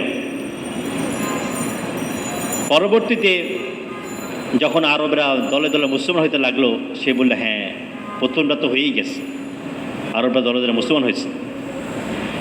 যখন মক্কা বিজয় হইল তখন সে বলতে লাগলো, আরে দ্বিতীয়টা তো হয়ে গেছে, মক্কা বিজয় হয়ে গেছে, তার মানে তৃতীয়টাও হবে, আমি মুসলমান হয়ে যাই। এরপর সে মুসলমান হয়ে গেল মক্কা বিজয়ের পরে। তো যখন সে ওমর রাদিয়াল্লাহু তখন দরবারে আসতো, ওমর রাদিয়াল্লাহু জামানায়, ওমর রাদিয়াল্লাহু তাকে দেখে দাঁড়ায় যেত, দাঁড়ায় তাকে হালান সাহালান দিয়ে মারহামের সামনে নিয়ে বসাইতো। তো সাহাবাদের মধ্যে কথা হইল যে আরও বড় বড় সাহাবা আছে যারা বদরে উহুদে ছিল এবং ইসলামে যে অনেক কোরবানি দিছে, তাদেরকে দেখে তো ওমর রাদিয়াল্লাহু এরকম দাঁড়ায় না, সে তো মক্কা বিজয়ের পরে মুসলমান হয়েছে, তাকে দেখে ওমর রাদিয়াল্লাহু কেন দাঁড়ায় যায়, কেন তাকে এরকম ইস্তিকবাল করে, কেন তাকে এরকম সামনে নিয়ে বসায়? তো ওমর রাদিয়াল্লাহু কানে কথায় গেল।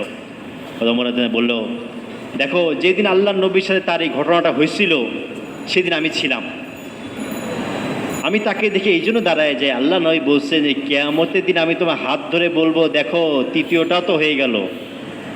তা আমি এটা বিশ্বাস করি, কিয়ামতের দিন আল্লাহর নবী যার হাত ধরে ফেলবে তাকে তো জান্নাতে ঢোকানো কোন তার হাত ছাড়বে না।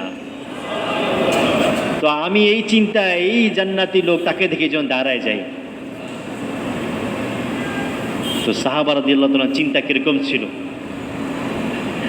তারা কিরকম চিন্তা করতেন, তোমার আল্লাহ নবী কথা হবে তাদের কিরকম ইয়াকিন ছিল।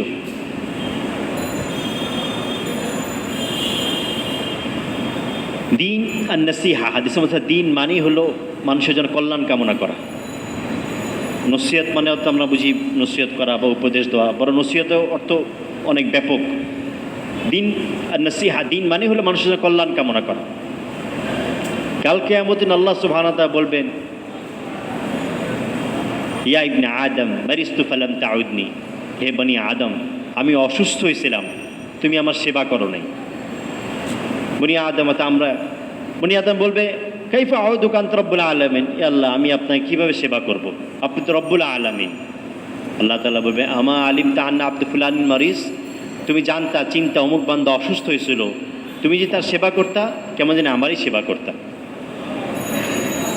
আল্লাহ তাআলা বলবেন, ইসলাম তামতুকা ফালাম তুতাইমুনি, এ বান্দা আমি ক্ষুধার্ত ছিলাম, তুমি আমাকে খাবার দাও নাই। বান্দা বলবে, কাইফা ইসলাম তুকা আনতা রব্বুল আলামিন, আল্লাহ আপনাকে আমি কীভাবে খাবার খাওয়াইতে পারি, আপনি তো রব্বুল আলামিন। আল্লাহ তাআলা বলবে, তোমার জানা ছিল, পরিচয় ছিল, একজন বান্দা ক্ষুধার্ত ছিল, তুমি তাকে খাবার খাওয়াইতা, কেমন যে আমাকেই খাবার খাওয়াইতা। আল্লাহ তাআলা বলবে, ইস্তাকাতুকা ফালাম তুসকিনি, আমার বান্দা আমি পিপাসিত ছিলাম, তুমি আমাকে পানি পান করাও নাই। বান্দা বলে, আল্লাহ আপনাকে আমি কীভাবে পানি পান করাইতে পারি, আপনি তো রব্বুল আলামিন। ওই যে আমার এক বান্দা অসুস্থ পিপাসিত ছিল, যদি তুমি তাকে পানি পান করাতে কারণ পিপাসিত বান্দাকে কেমন যে আমাকেই পানি পান করাইতে। দিন মানে হচ্ছে কল্যাণ কামনা করা। আল্লাহ নবীর দরবারে এক ইহুদি বালক আসতো, আল্লাহ নবী কিছুদিন দেখতেছেন, আল্লাহ নবী বলতেছেন যে ওই ইহুদি বালকটা কোথায়? সাহাবারা দিলেন, বললেন যে রাসূলুল্লাহ সে খুব অসুস্থ। আল্লাহর নবী সাহাবাদের জামাতকে নিয়ে তাকে দেখার জন্য রওনা দিলেন। যখন তার কাছে গেলেন তো সে ইহুদি বালক, ইহুদি বাচ্চা একেবারে মুমূর্ষ অবস্থায় শুয়ে আছে। আল্লাহ নবী তাকে বসলেন, তার পাশে তাকে কালিমার দাওয়াত দিলেন। সে আগে থেকে মহব্বত রাখতো। সে তার বাবার দিকে তাকাইলো। তার বাবা বলে, আতি আবা কাসেম, আল্লাহ নবীর উপর নাম আবুল কাসেম, যে আল্লাহ নবী মোহাম্মদ সাল্লাল্লাহু আবুল কাসেম যা বলতেছে এটা মেনে নাও। তো সে কালিমা পড়ে নিল। আল্লাহ নবী এরকম খুশি হইলেন, কিতাবের মধ্যে দেখে আল্লাহ নবী খুশির কারণে পা মোবারক জমিন থেকে উপরের দিকে উঠে গেল, অর্থাৎ ছোটোখাটো লাফের মতো আল্লাহ নবী দিলেন। আল্লাহ নবী বলেন, দেখো আল্লাহ তাআলা এক বান্দাকে আমার ওসিলায় জাহান্নাম দিয়ে জান্নাতের ফয়সালা করে দিল। দিন মানুষের কল্যাণ কামনা করা।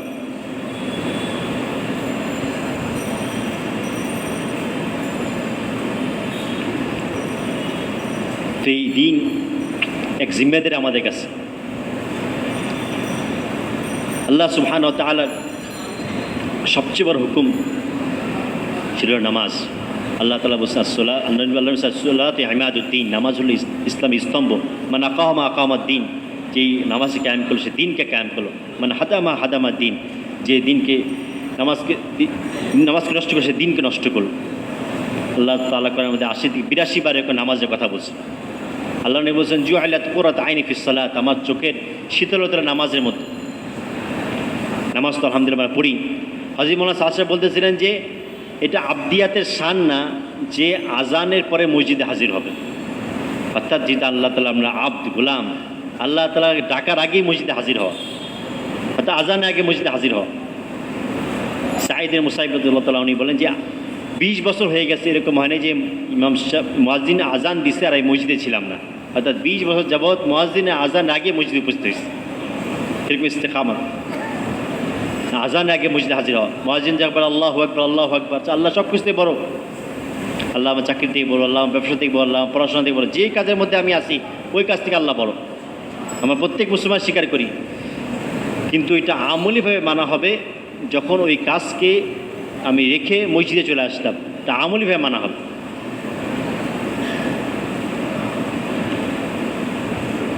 বেনামাজি যে তাকে আসমানও ঘৃণা করে, জমিনও ঘৃণা করে। হুজুর পাক সাল্লাল্লাহু আলাইহি ওয়াসাল্লামের কাছে এক সাহাবী এসে বলছে, ইয়া রাসূলুল্লাহ, আমার উট আমার কথা শুনে না, রাতে এরকম আওয়াজ করে, তার আওয়াজের কারণে আমি রাতে ঘুমাইতে পারি না। আল্লাহ নবী বলে, উটকে ডাকো। উটকে ডেকে নিয়ে আসা হলো। আল্লাহ নবী উটের সাথে কথা বলতেছেন। আল্লাহ নবী মুজিজা। আল্লাহ নবী জিজ্ঞেস করে, উটকে তুমি কেন আওয়াজ করো? তোমাকে খাবার দাবার দেয় না, নাকি তোমাকে মারধর করে, নাকি কাজ বেশি নেয়, কী কারণে আওয়াজ করো রাত্রেবেলা? তো বলতেছি যে উট আল্লাহ নবীকে জবাব দিল যে আমার মালিক ফজরের নামাজ পড়ে আমাকে নিয়ে খেতে যায়, জোহর আসর মাগরিব খেতে পড়ে, মাগরিব পরে আসে তো ঈশার নামাজ না পড়ে শুয়ে পড়ে। তো আমি আসমানের মধ্যে বিভিন্ন আযাবে আলামত দেখতে থাকি, তার জন্য তৈরি হইতেছে। আর আমি ভয় করি আযাব যে এখন পড়ে তা আমার উপরেও পড়বে। তো আমি আওয়াজ করতে থাকি, আমার আওয়াজ শুনে এরকম মালিক উঠে ঈশার নামাজ আদায় করে। তো আসমানবাসীও বেনামাজিকে নফরত করে, জমিনবাসীও বেনামাজিকে নফরত করে। ওমর রাদিয়াল্লাহু আনহু জামানে এক বুড়ি মা এরকম বাজার থেকে তেল কিনছে, তেল কিনে আসতেছে, তো আসতে যায় হোঁচট খেয়ে পড়ে গেছে, হাত থেকে তেলটাও পড়ে গেছে। তো ওমর রাদিয়াল্লাহু আনহু যা বলতেছে, আমিরুল মুমিনিন, আমি বাজার থেকে আসতেছি, আমার তেলটা পড়ে গেছে। তো ওমর রাদিয়াল্লাহু আনহু বললেন, ঠিক আছে, বাইতুল মাল থেকে যেই পরিমাণ তেল তোমার দরকার নিয়ে নাও, রাষ্ট্রীয় কোষাগার থেকে। তো সে বলতে লাগলো, না, যেই তেলটা আমার পড়ে গেছে ওইটাই দিতে হবে। তো ওমর রাদিয়াল্লাহু আনহু একটা চিঠি লিখলেন, ও যা এটা জমিনের মধ্যে ফালাও। তো জমিনের মধ্যে ফালানো হলো, তো তেল উপরে চলে আসলো, যে তেল জমিনে চলে গেছে সে পাত্রের মধ্যে ঢুকায় নিল। ওমর রাদিয়াল্লাহু আনহু চিঠির মধ্যে কী লিখছিলেন? ওমর রাদিয়াল্লাহু আনহু চিঠির মধ্যে লিখছিলেন, এই জমিন যে তেলকে তুমি নিজের মধ্যে নিছো এটাকে বের করো, যদি না করো আমি তোমার মধ্যে এক বেনামাজিকে দাফন করে দেব। তো জমিনটা বরদাস্ত করে না তার কোনো বেনামাজি তার মধ্যে দাফন। আজকে আমার ভাই, আমার বন্ধু, আমার প্রতিবেশী যদি নামাজ না পড়ে, কে তাদেরকে বুঝাবে, কে তাদেরকে ফিরাবে, কে তাদেরকে বাঁচাবে? এই দায়িত্ব আমাদের। আজকে যদি আমার সামনে আপনার সামনে কেউ যদি একটা বিড়ালকে এরকম ধরে আগুনের মধ্যে ফালায় দেয়, এটা আমরা কেউ বরদাস্ত করবো না, এটা হইতে দিব না। কেন বিড়ালটাকে আগুনে ফেলানো? কুকুরকে যদি আগুনের মধ্যে ফালায় দেয়, এটা আমরা কেউ মেনে নিব না। কেন এটা ফালানো হবে? অবশ্যই তাকে বাধা দিব, কেন আগুনের মধ্যে ফালানো হচ্ছে? আজকে আমার ভাই, আপনার ভাই, আমার প্রতিবেশী, আমার পরিবার সদস্য যদি নামাজ না পড়ে, এক করতে নামাজ কাজা করার দ্বারা 2,88,00,000 বছর জাহান্নামে আগুনে দৌড়াচ্ছে। কে তাদেরকে বলবে, কে তাদেরকে ফিরাবে, কে তাদেরকে বাঁচাবে? ওই দায়িত্ব আমাদের।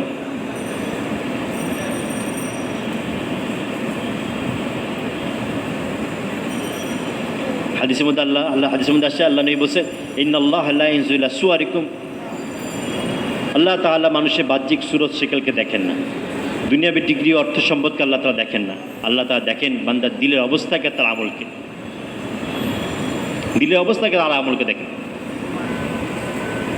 নতুন নতুন সাহাবারা মুসলমান হয়ে আল্লাহ নবীর কাছে আসছে, আল্লাহ নবী পুরাতন সাহাবাদের সাথে পরিচয় করায় দিচ্ছেন। যে আবু বকর সিদ্দিক কুরাইশি, কুরাইশ বংশের, ওমর বিন খাত্তাব কুরাইশি, ওসমান গনি বড় ধনাঢ্য সাহাবী, পরিচয় করায় দিচ্ছেন। পাশে বেলাল রাদিয়াল্লাহু তাআলা বসা, মাথাকে নিচু করে রাখছেন আর চিন্তা করতেছেন যে তার পরিচয়টা কী দিবে, না কোনো বংশীয় পরিচয়, না এরকম কোনো সম্পদের পরিচয়, পরিচয়টা কী দিবে, মাথা নিচু করে রাখছেন। হুজুর পাক সাল্লাল্লাহু আলাইহি সাল্লাম বেলাল রাদিয়াল্লাহু তাআলার ঘাড়ে হাত রাখলেন আর বললেন, সাইয়্যিদিনা বেলাল, আমাদের সর্দার বেলাল। ইসলামের কারণে মর্যাদা, দুনিয়াবী কিছুই ছিল না, গোলাম ছিলেন। হুজুর পাক সাল্লাল্লাহু আলাইহি ওয়াসাল্লাম সেহরি খাইতেছেন, বেলাল রাদিয়াল্লাহু তাআলা আসছেন, ইয়া রাসূলুল্লাহ সেহরি খাওয়ার সময় শেষ। আল্লাহ নবীর পরে সেহরি খাইতেছেন, বললেন ইয়া রাসূলুল্লাহ সেহরি খাওয়ার সময় শেষ। আল্লাহ নবীর পরে সেহরি খাইতেছেন, বললেন ইয়া রাসূলুল্লাহ আল্লাহ তাআলা কসম সেহরি খাওয়ার সময় শেষ। আল্লাহ নবী সেহরি খাওয়া বন্ধ করে দিলেন আর বললেন, এ বেলাল, আসলে সেহরি খাওয়ার সময় শেষ হয় নাই, কিন্তু তুমি যখন আল্লাহ তাআলা নামে কসম খাইছো, তোমার কসমের কারণে আল্লাহ সুবহানাহু ওয়া তাআলা শুভেচ্ছা দেখ করে দিয়েছেন।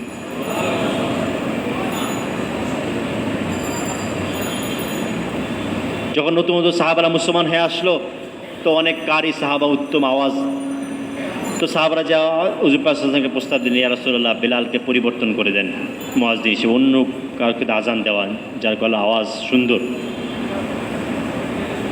কারি সাহাবি বেলাল জামানের লুকনত ছিল, আসাদু সিনি সয়জন হয়তো আসাদু, তারা আগে আবেদন করলো, আল্লাহ নবী ইচ্ছা ছিল না সাহাবাদের পিরাপিক, আল্লাহ নবী পরিবর্তন করে দিলেন।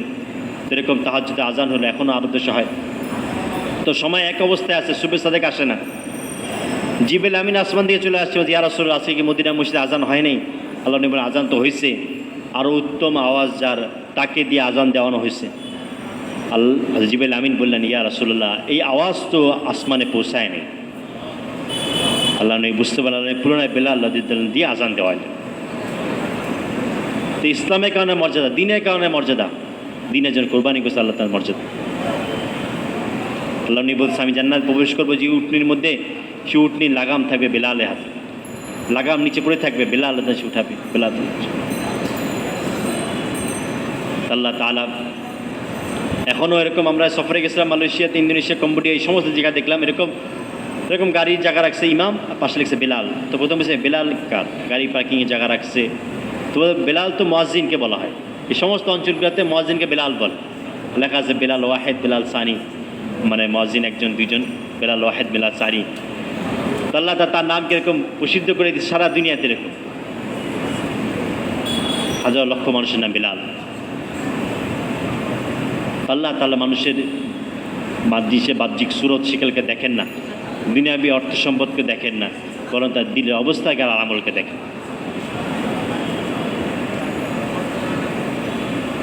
আল্লাহ তাআলার কাছে কবুল হওয়ার জন্য এই সমস্ত বিষয় শর্ত না।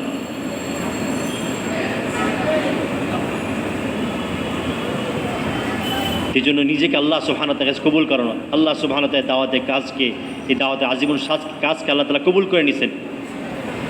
সারা দুনিয়াতে আল্লাহ তাআলা সুবহানাহু ওয়া তাআলা এই কাজকে ছড়াই দিয়েছেন, আল্লাহ তাআলা কবুল করছে বলে এই কাজকে সারা দুনিয়া ছড়াই দিয়েছে। আমরা সফরে গেছিলাম এরকম ইন্দোনেশিয়া, পাপুয়া, একদম কোনা ইন্দোনেশিয়া থেকে জাকার্তা, ওদের রাজধানী থেকে আরও 5.5 ঘন্টা ফ্লাইটে। সেইখানে যাওয়ার পরে শুনলাম যে পাহাড়, 4000 ফিট উঁচা পাহাড়, বলে পাহাড়ের মধ্যে মুসলমান আছে। তো বললো যে আপনারা যেতে যান কিনা? আমরা হ্যাঁ আমরা যেতে চাই, এখানে আল্লাহ যখন নিয়ে আসছে, তো পাহাড়ের উপরে উঠি। সেরকম আমরা পাহাড়ের উপরে উঠলাম একটা গাড়িকে ভাড়া করে, এরকম সকাল থেকে গাড়ি চলতে চলতে চলতে জিপ গাড়ি, একেবারে ইশার পরে যে উপরে পৌঁছলাম। তো বড় মসজিদ তারা এখানে বানাইছে, তো মসজিদে যা দেখি মসজিদের মেম্বারের মধ্যে এরকম ফাজালে এমন আর মুনতাখা হাদিস রাখা, ওইখানে 3 চিল্লার সাথী। তো এক কোনায় 4000 ফিট উঁচা পাহাড়ের উপর, যেখানে মানুষজন এখনো সভ্যতা পোষায় নাই, কাপড় চোপড় এরকম পড়তেছে না, সেখানে আল্লাহ সুবহানাহু ওয়া তাআলা দাওয়াতের কাজকে পোষায় দিচ্ছে। এই কাজ তো আল্লাহ সুবহানাহু ওয়া তাআলার কাছে কবুল হয়ে গেছে, এই কাজের জন্য নিজেকে কবুল করানো, এই কাজের জন্য নিজেকে কবুল করানো। একবার হজরত ইলিয়াস রহমতুল্লাহ কাছে একজন আলেম এসে বলতেছেন, হজরত, বড় আলেম এসে বলতে, হজরত আপনি যে 6 সিফাতের কথা বলেন, কালিমা, নামাজ, আলেম, জিকির, ইকরাম মুসলিমিন, তাসহিনিয়া, দাওয়াত, তাবলীগ, যে 6 সিফাতের কথা বলেন, এই 6টা গুণ আমি নিজের মধ্যে আপনার কাছে থেকে নিজের মধ্যে অর্জন করতে চাই। হযরত ইলিয়াস রহমতুল্লাহ বললেন, দেখো এই 6টা গুণ তো আমার মধ্যে নাই, এই 6টা গুণ সারা দুনিয়া উম্মতের মধ্যে ছড়ানো ছিটানো আছে। তুমি সারা দুনিয়া সফর করে এবং যেখানে যে গুণকে দেখো সেই গুণকে অর্জন করো। আমরা সফরে গেছিলাম সুদানে, আমাদের বাংলাদেশে বলে না যে অভাবে স্বভাব নষ্ট হয়ে গেছে, এ কথা আছে, অভাবে স্বভাব নষ্ট হয়ে গেছে। সুদানে মানুষ আমাদের থেকে অনেক বেশি অভাবে আছে, কিন্তু আলহামদুলিল্লাহ তাদের স্বভাব নষ্ট হয়নি। ঈমান যখন মানুষের থাকে তো অভাবে স্বভাব নষ্ট হয় না। আমাদের জামাত ছিল রাজধানী খার্তুম থেকে 1000 কিলোমিটার দূরে পোর্ট সুদান, সেখানে ফজরের পর আমরা রওনা দিছি, ফজর আগে রওনা দিছি। ঈশার পরে যেখানে পৌঁছার পরে জামাতে এক সাথী, সবচেয়ে বয়স্ক সাথী, যে সাথী ছিল 80 বছর বয়স, ওনার যে সামানাটা ছিল সেটা আমরা ওইখানে ভুলে বাস স্টেশনে ফেলায় চলে আসছি। সেখানে ফেলায় চলে আসছি 3.5 মাস পরে, কাজ করার পরে 3 মাস 15 দিন পরে যখন ফেরত আসতেছি, তো উনি আমাকে বলতেছে একটু বাস স্টেশনে জিজ্ঞাসা করো কেউ পাইছে কিনা। এটা তো হাসির কথা, 3.5 মাস আগে সামানা এখানে ফেলায় চলে গেছি, 3.5 মাসের মধ্যে কত হাজার হাজার বাস চলছে, কত মানুষ এখানে চলাফেরা করছে, বাস স্টেশন এখানে পাওয়া। তা আমার জিজ্ঞাসা করে কোনো আগ্রহ নেই। তারপর উনি বারবার বলছে জিজ্ঞাসা করে দেখো, যখন ওখানে আসলাম আবার উনি বলছে জিজ্ঞাসা করে কেউ পাইছে কিনা বা কী অবস্থা। আবার মার কাছে গাড়ি আসছে, সবাই বলছে না চলো মার কাছে চলে যাই। উনি পরে বলছে তোমার যে মঞ্চে জিজ্ঞাসা করো, না হলে দরকার নেই। আমি আরবি বলতে পারতাম, তো আমি গেলাম এখানে, জিজ্ঞাসা করলাম, তো একজন বললো যে এখানে আমরা থানা আছে, থানায় যোগাযোগ করো। থানায় যাওয়ার পর বলছে যে আগামীকাল আসতে দেখো, এখন তো পুলিশ অফিসে যে দেখতে বিষয়ে চলে গেছে। পরের দিন আবার সকালে আসলাম, আসার পর জিজ্ঞাসা করা, বলতেছে কী কী ছিল, বলে এরকম এরকম জিনিস ছিল। তো অফিসার বলতেছে যেটা জায়নামাজও তো ছিল, হ্যাঁ জায়নামাজও ছিল। তো পুরা সামানা সে তার এরকম বের করে আমাদের সামনে দিয়ে দিল। 3.5 মাস আগে যে সামানা হারাই গেছে বাস স্টেশনে, যে পাইছে সে জমা দিচ্ছে থানায়, থানা আবার 3.5 মাস পরে 3.5 মাস পরে ফেরত দিচ্ছে। আল্লাহ সুবহানাহু ওয়া তাআলা দেখেন যে যখন মানুষ ঈমান মজবুত হয়, তখন আল্লাহ তাআলা তার শরীরের সমস্ত অঙ্গ প্রত্যঙ্গ ঠিক হয়ে যায়। আল্লাহ নবী হাদিসের মধ্যে বলছেন, বনি আদমের শরীরের মধ্যে যে গোশতের টুকরা আছে, ফাইন সলুহাত সলুহা জাসাদু কুল্লু, যে শরীর ঠিক হয়ে যায় তো তার সমস্ত শরীর অঙ্গ প্রত্যঙ্গ ঠিক হয়ে যাবে। সে নষ্ট হয়ে যায় তো সমস্ত শরীর অঙ্গ প্রত্যঙ্গ নষ্ট হয়ে যাবে। আল্লাহ ওয়াহিল কলব, ওইটাই মানুষের দিল। কারণ মানুষের যখন দিল চায় তখন তার হাত এনজয় চলে। একজন আরেকজন যদি তাকাচ্ছে না, ভাই আপনি আমাদের তাকান না কেন, বলে আমার মন চায় না। অত তাকানো কি চোখের কাজ, কিন্তু সে বলতেছে কি মন চায় না দেখে তার চোখও চাচ্ছে না। তো যে আমার কথা শুনেন না কেন, আমার মন চায় না। তো মন যখন যাচ্ছে না তো কানও চাচ্ছে না। আল্লাহ তাআলা কানে বলছে, ইয়াউমা লা ইয়ানফাউল মাল ওয়ালা বানুন ইল্লা মান আতাল্লাহু বিকলবিন সালিম। আমার বান্দা, কাল কিয়ামতের দিন তোমার মাল কোনো কাজে আসবে না, বানুন তোমার সন্তানাদি কোনো কাজে আসবে না, ইল্লা মান মিন আতাল্লাহু বিকলবিন সালিম। ওই হৃদয় কাজে আসবে যে হৃদয়ের মধ্যে কলবে সালিম, যে হৃদয়ের মধ্যে সবচেয়ে বেশি আল্লাহ তাআলা জাতের মহব্বত ছিল, যে দিলের মধ্যে সবচেয়ে বেশি আল্লাহ তাআলা জাতের ইয়াকিন ছিল, ওই দিল যে নিয়ে আসতে পারবে সে কামিয়াব হবে। দুইটা জিনিসকে নিষেধ করছে, মাল এবং বানুন, সম্পদ এবং সন্তানাদি। কেননা আমরা মানুষ বনি আদম এই দুই জিনিসের আধিক্যতার কারণে বা দুই জিনিস বেশি হওয়ার কারণে ধোকার মধ্যে পড়ে যায়। মানুষ বলে না টাকা থাকলে তো বাঘের চোখও পাওয়া যায়, কথা আছে, টাকা থাকলে তো বাঘিনী দুধও পাওয়া যায়, এরকম বলে। মনে করি যে টাকা দিয়ে সব কিছু অর্জন করা সম্ভব, অর্থাৎ অথচ দুনিয়াতেই টাকা দ্বারা আপনি সমস্ত কিছু অর্জন করতে পারবেন না। আপনার টাকা আছে, আপনি পুরো ফার্মেসি কিনে ফেলতে পারবেন, কিন্তু আপনি সুস্থতা কিনতে পারবেন না। টাকা আছে, পুরো লাইব্রেরি কিনে ফেলতে পারবেন, কিন্তু আপনি আইলেম কিনতে পারবেন না। টাকা থাকলে মানুষের আহলান সাহলান মারহাবা কিনা যাবে, কিন্তু মানুষের দিলের মহব্বত কিনা যাবে না। দামি দামি চশমা কিনা যাবে, কিন্তু দৃষ্টিশক্তি কিনা যাবে না। হ্যাঁ, এরকম মখমলের দামি দামি এরকম গালি চাউরিসের খাট কিনা যাবে, কিন্তু এই ঘুম, মিষ্টি আরামদায়ক ঘুম এটা কিনা যাবে না। অন্য সুবাতা, যে আরামদায়ক ঘুম, যে বয়ানের মধ্যে ঘুম আসে না আমাদের, যদিও বা এটা মুরব্বীরা বলছেন সাকিনা না, এটা গাফলাতের কারণে আসে।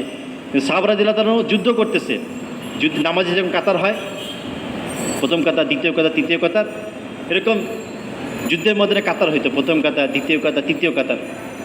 তো প্রথম কাতারে যুদ্ধ করতেছে, তলবাহিনীতে যুদ্ধ চলতেছে, দ্বিতীয় কাতারে সাহাবি ঘুমের কারণে তার হাত থেকে তরবারি পড়ে গেছে।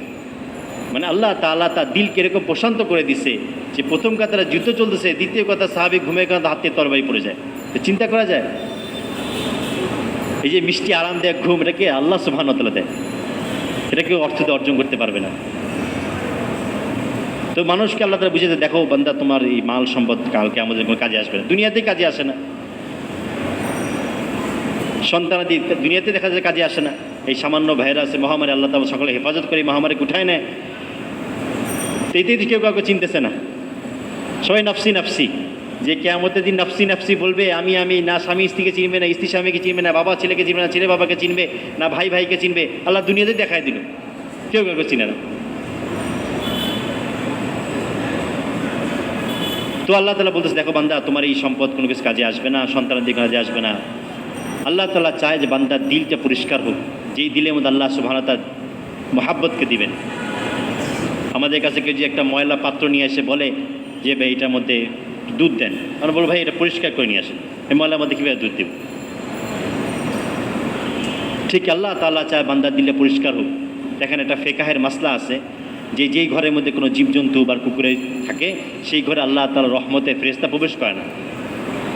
তো ওই দিলের মধ্যে আল্লাহ তাআলা মহব্বত কীভাবে আসবে, যেই দিলের মধ্যে অন্য কিছু আছে, অন্য কিছুর মহব্বত বেশি রয়ে গেছে, আল্লাহ যাদের থেকে মহব্বত, অন্য কিছু মহব্বত বেশি রয়ে গেছে, তাহলে ওই দিলের মধ্যে আল্লাহ তাআলা মহব্বত কীভাবে দিবে? যখন আল্লাহ তাআলা বলছেন ছবি থাকলেই রহমতে ফেরেশতা ঢুকে না, সেই আমার দিলের মধ্যে কত ধরনের আমি ঢুকে রাখছি, যে আল্লাহ তাআলা মহব্বত কোথায় ঢুকে? আল্লাহ তাআলা চান যে বান্দার দিলটা পরিষ্কার হোক, যেখানে আল্লাহ সুবহানাহু ওয়া তাআলা মহব্বতকে দেবেন।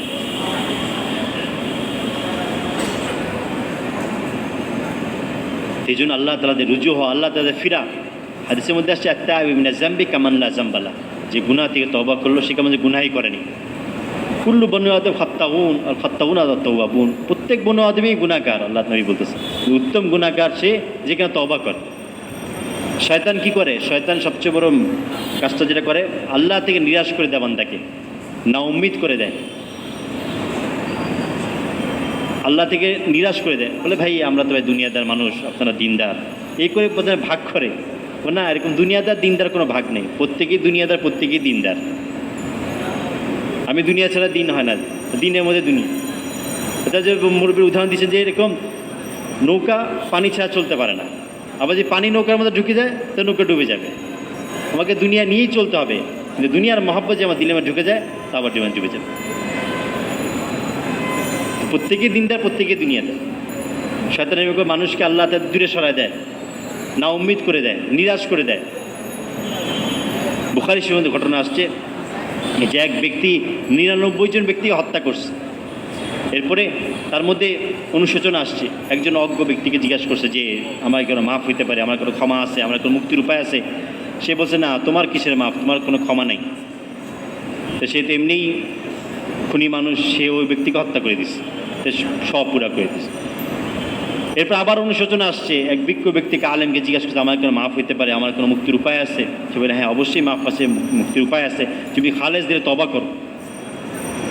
তো তুমি যে শহরে আসো, এলাকায় আসো, গান্দিগির মধ্যে আসো, তুমি এলাকাকে ত্যাগ করো, ওই শহরে যাও, উত্তম শহরে, নেক লোকদের শহরে যাও, ওইখানে যা তওবা করো, তা আল্লাহ তা তোমার তওবাকে কবুল করো। এটা আমরা তাবলীগগুলো আমরা এটাই বলি, ভাই নিজের এলাকাকে ছাড়ি, নিজের পরিবেশকে ছাড়ি, ঘর বাইকে ছেড়ে আল্লাহ রাস্তা বের হই। আল্লাহ রাস্তা বের হয়ে কি মসজিদে পরিবেশে যাই, মসজিদে পরিবেশে গেলে দিলের মধ্যে পরিবর্তন আসবে। আমি যেন আরও বেশি আল্লাহমুখী হইতে পারি, আমার মধ্যে যেন এই গুণগুলো অর্জন হইতে পারে, আমার মধ্যে যেন সেই দাওয়াতে মেজাজ আসতে পারে, আমাদের যেন এই সিফাতগুলো আসতে পারে। এই জন্য আমরা ওই কথাই বলি যে ভাই নিজের এলাকাকে ছেড়ে আল্লাহ রাস্তা বের হও। যেরকম ওই আলেম বলতেছে যে নিজের এলাকাকে ছেড়ে নেক লোকদের শহরে যাও, আমরা তাবলীগগুলো ওইটাই বলি। তো সেই ব্যক্তি এরকম রওনা দিচ্ছে ওই নেক শহরের দিকে, যেখানে যে তওবা করবে সেই শহরে অবস্থান করবে। তো পথিমধ্যে যেতে যেতে সে অসুস্থ হয়ে গেছে, আর চলতে পারতেছে না, আস্তে আস্তে হাঁটতেছে। এক পর্যায়ে হামাগুড়ি দিচ্ছে, এক পর্যায়ে দুই হাতকে প্রসারিত করে ছোটোখাটো লাফের মতো দিয়ে পরেই মারা গেছে। জান্নাতে ফেরেশতা আসছে যে আমার মেহমান নেওয়ার জন্য, জাহান্নামে ফেরেশতা আসছে আমার কয়েদি। জান্নাতে ফেরেশতা বলছে তওবা করার জন্য রওনা দিচ্ছে, জাহান্নামে ফেরেশতা বলছে এখন তওবা করে নেই সে। দুই ফেরেশতার মধ্যে আপোষে কথা কাটাকাটি, উভয় আল্লাহর কাছে গেছে, আল্লাহর কাছে বলছি আর আল্লাহ এই ব্যক্তি কী ফেরেশতা? আল্লাহ সুবহানাহু ওয়া তাআলা বললেন যে জমিনকে মাপো, যদি সে তার ঘরের নিকটবর্তী থাকে তাহলে এরকম জাহান্নামে ফেরেশতা নিয়ে যাবে, আর সে যদি সেই শহরের কাছাকাছি চলে যায় তো জান্নাতে ফেরেশতা নিবে। আল্লাহ সুবহানাহু ওয়া তাআলা জমিনেরও মালিক, সে মূলত নিজের ঘরের কাছাকাছি ছিল, জমিকে যারা মাপা হলো আল্লাহ সুবহানাহু ওয়া তাআলা জমিকে হুকুম দিলেন যে এদিককার জমিন সংকুচিত হয়ে যাও, ওদিককার জমিন প্রশস্ত হয়ে যাও। যখন মাপা হইলো তো দেখা গেলো সে যে ওই শহরের কাছাকাছি চলে গেছে, তো জান্নাতে ফেরেশতা রূহকে কবজ করে নিয়ে গেল।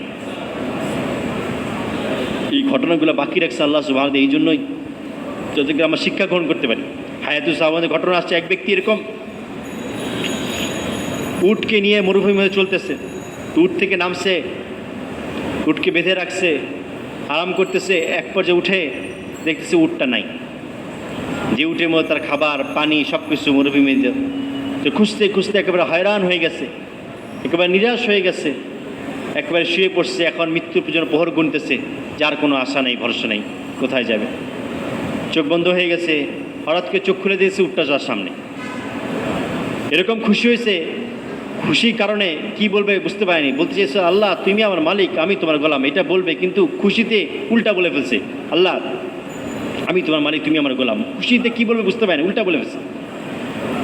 আল্লাহ তাআলা বলছে এই ব্যক্তি, আল্লাহ নবী বলছে এই ব্যক্তি যেরকম খুশি হয়েছে উটটা পাওয়ার কারণে, তাদের জীবনকে ফিরে পাইছে, খুশিতে উল্টা বলে ফেলছে।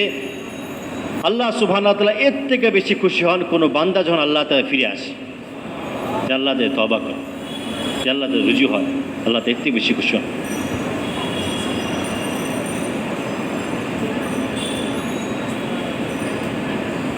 আল্লাহ সুবহানাহু ওয়া তাআলা থেকে ফিরা, আল্লাহ সুবহানাহু ওয়া তাআলা রুজু হওয়া, আল্লাহ সুবহানাহু ওয়া তাআলা দাওয়াতে আজিমুশ শান কাজকে দিছেন।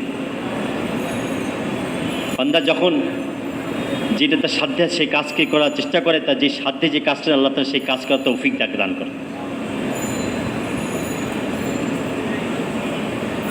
এটা আল্লাহ সুবহানাহু ওয়া তাআলার সুন্নত তরতিব। আল্লাহ নবীর কাছে সে জিজ্ঞাসা করতেছে, আমরা তো বিভিন্ন ব্যাখ্যা দিই কে বুদ্ধিমান। আল্লাহ নবীর কাছে আনসারদের এক 10 জনের জামাতে সে জিজ্ঞাসা করতেছে, ইয়া রাসূলুল্লাহ মান আকিয়াসুন নাস, লোকদের মধ্যে বুদ্ধিমান কে, লোকদের মধ্যে বুদ্ধিমান কে? আল্লাহ নবী বললেন আল কাইয়িসু মান দা নাফসাহু আমিলা লিমা বাদাল মাউত ওয়াল আজিজ মান আতবা নাফসাহু ওয়া তামান্না আল আমানি। যে বুদ্ধিমান তো ওই ব্যক্তি যে কিনা মৃত্যু আসার আগেই মৃত্যুর প্রস্তুতি গ্রহণ করে, আর হতভাগা দুর্ভাগা সে যে কিনা নিজের মন মতো চলতে থাকে আর আল্লাহর উপর ভরসা করে বসে থাকে, আল্লাহর ভরসায় বসে থাকে। আল্লাহ নবী বলছেন ইগতানিম খামসান ক্বাবলা খামসিন, তুমি 5টা জিনিসের কদর করো, 5টা জিনিসের মূল্য দাও সেই 5টা জিনিস হাতছাড়া হওয়ার আগেই। আল্লাহ নবী বললেন শাবাবা ক্বাবলা হারামিক, তুমি তোমার যৌবন সময় কদর করো বার্ধক্য আসা আগে আগে।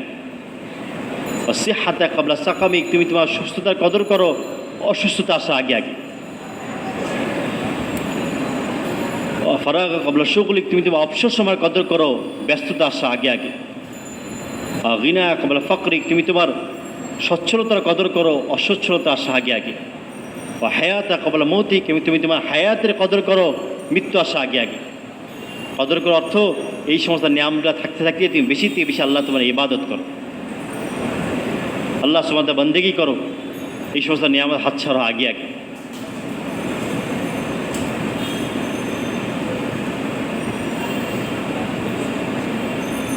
আরেকদিন আল্লাহ নবী বললেন যে এমন একজন ব্যক্তি এখন মদিনায় মসজিদে ঢুকবে যে কিনা জান্নাতি। একজন বয়স্ক মুসলমান সাহাবী সে ঢুকলো, উজু করছে, টপটপ করে পানি পড়তেছে, হাতে জুতা ধরা। দ্বিতীয় দিন আল্লাহ নবী বললেন যে এমন একজন ব্যক্তি প্রবেশ করবে যে জান্নাতি। দ্বিতীয় দিনে একই ব্যক্তি প্রবেশ করলো। তৃতীয় দিন আল্লাহ নবী বললেন এমন একজন ব্যক্তি এখন প্রবেশ করে মদিনা মসজিদে গেট দিয়ে যে কিনা জান্নাতি। তৃতীয় দিনে একই একজন ব্যক্তি প্রবেশ করলো।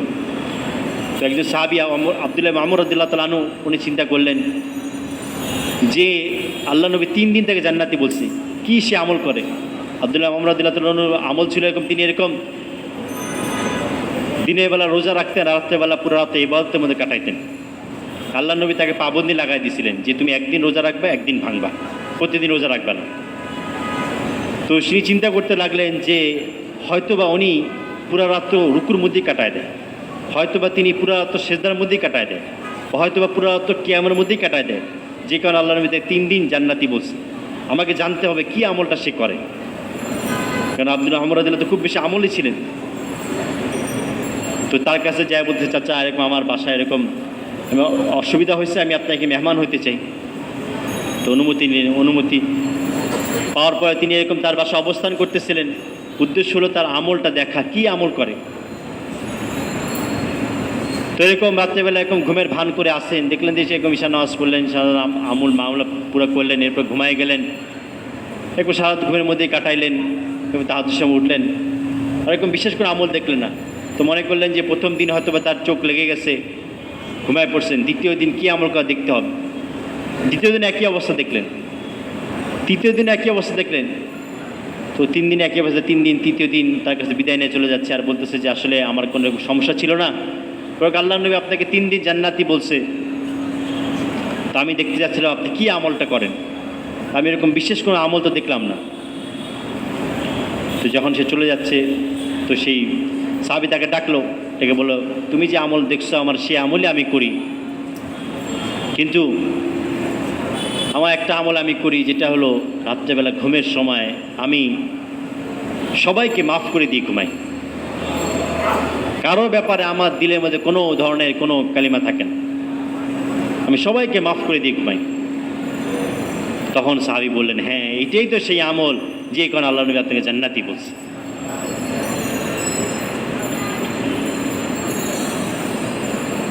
তো আমাদেরও যে মুরব্বীরা বলতেছেন নবীওয়ালা কাজ তো করতে হবে নবীওয়ালা মিজাজের সাথে, নবীওয়ালা কাজ করতে হবে নবীওয়ালা মিজাজের সাথে।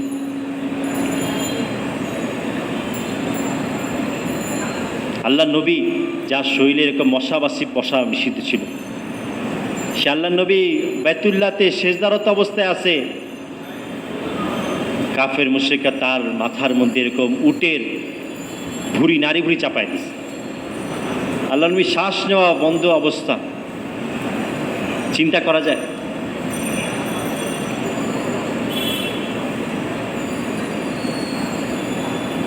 এরপর আল্লাহ নবী কারো জন্য বদদোয়া দেননি,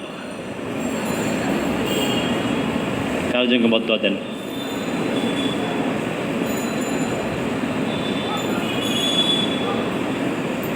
সেই নবীওয়ালা কাজ আমাদেরকে নবীওয়ালা মিজাজের সাথে করতে হবে।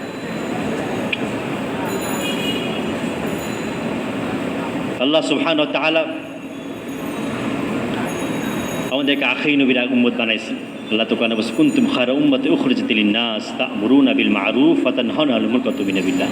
যে তোমরাই সর্বশ্রেষ্ঠ জাতি, তোমাদেরকে বাহির করেছে মানুষের কল্যাণের জন্য, তো সৎকারের আদেশ করো, অসৎকারের নিষেধ করো। আল্লাহ নবী হাদিসে বলছেন, ইজা আযযামাত উম্মাতি দুনিয়া নুজিআত মিনহা হাইবাতুল ইসলাম। যখন আমার উম্মতের মধ্যে থেকে আমার উম্মত যখন দুনিয়াকে বড় মনে করতে শুরু করবে, তখন তাদের দিল থেকে ইসলামের হাইবত, ইসলামের মর্যাদা বের হয়ে যাবে। ওয়াইজা তারাকাতুল আমর বিল মা'রুফ ওয়ান নাহি আনিল মুনকার হুরিমাত বারাকাতুল আহি। আর যখন আমার উম্মত আমর বিল মা'রুফ ওয়ান নাহি আনিল মুনকার ছেড়ে দিবে, সৎ কাজে আদেশ, অসৎ কাজে নিষেধ ছেড়ে দিবে, তখন তারা ওহির বরকত থেকে বঞ্চিত হয়ে যাবে। ওয়াইজা তাসাবাত উম্মতি সাকাতাত মিন আইনিল্লাহ। আর যখন আমার উম্মতে আপোষে গালিগালাজে লিপ্ত হবে, তো আল্লাহ তাআলার দৃষ্টি থেকে পড়ে যাবে।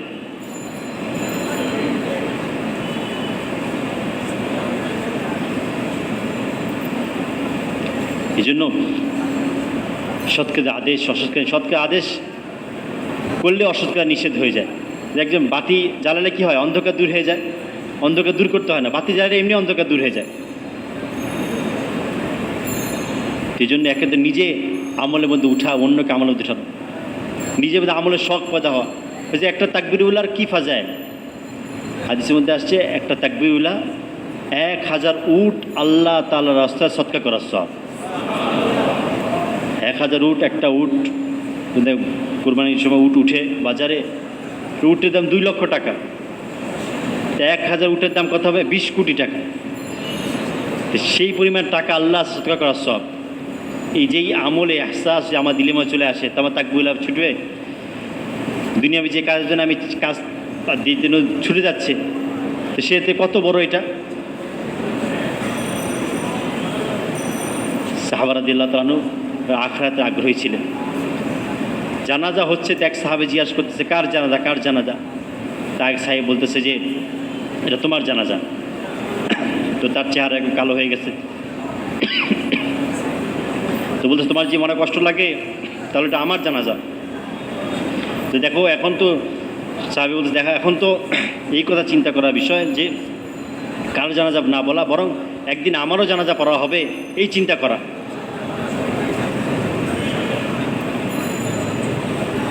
সাহাবা রাদিয়াল্লাহু তাআলা আনহু সবসময় আখিরাত মুখী ছিলেন, সবসময় আখিরাতকে আগে রাখতেন।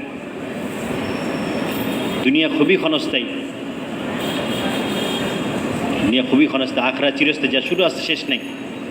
ইমাম গাজ্জালী রাহমাতুল্লাহ উদাহরণ দিয়ে বুঝাইতেছেন যে সারা দুনিয়ার এই খালি জায়গাটা যদি এরকম সরিষার দানা দিয়ে ভরে দেওয়া হয়, আর একটা পাখি যদি 1000 বছর পর বেশ একটাকে দানা নিয়ে যায়, তারপরে একদিন না একদিন দুনিয়ার সমস্ত খালি জায়গার এই দানাগুলা শেষ হয়ে যাবে। কিন্তু আখিরাত জিন্দেগি যেটা আসতেছে, যা শুরু আসছে কোনো শেষ নেই। আলী রাদিয়াল্লাহু তাআলা আনহু যখন হুজুর পাক সাল্লাল্লাহু আলাইহি ওয়াসাল্লাম খায়বারের আল্লাহ নবী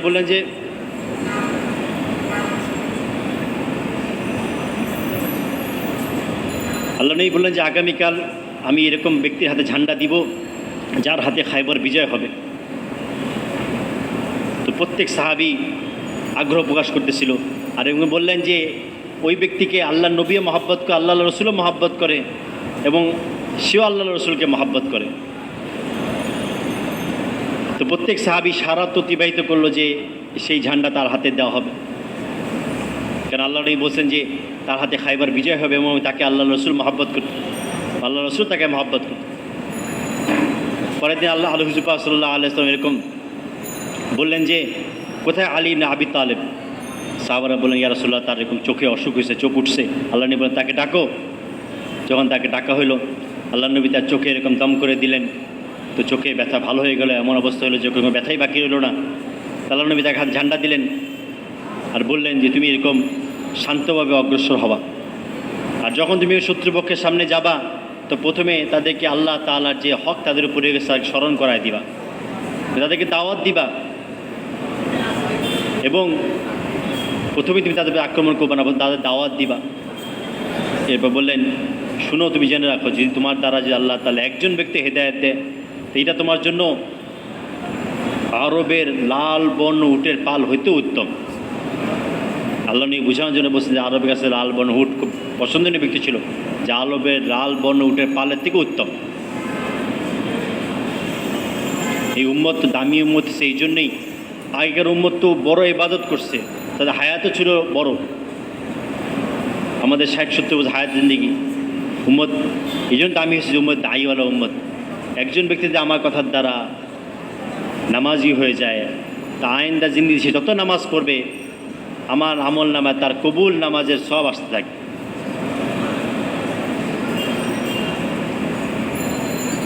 এই জন্য আমরা আখির নবী আল্লাহ নবী সাল্লাল্লাহু খাতামুন নবী লা নবী বাদি, আমি সর্বশ্রেষ্ঠ নবী, আমার পর আর কোনো নবী আসবে না। কবি বলতেছিলেন যে দিন কি सूरज डूब रही है हम लोगों के सामने, रोज़े महशर क्या जवाब है मुस्तफ़ा के सामने सल्लल्लाहु अलैहि वसल्लम। যে দুনিয়ার সূর্য আমাদের সামনে ডুবতেছে, কাল কিয়ামতের দিন কি জবাব হবে মুস্তফা সাল্লাল্লাহু আলাইহি ওয়াসাল্লামের সামনে।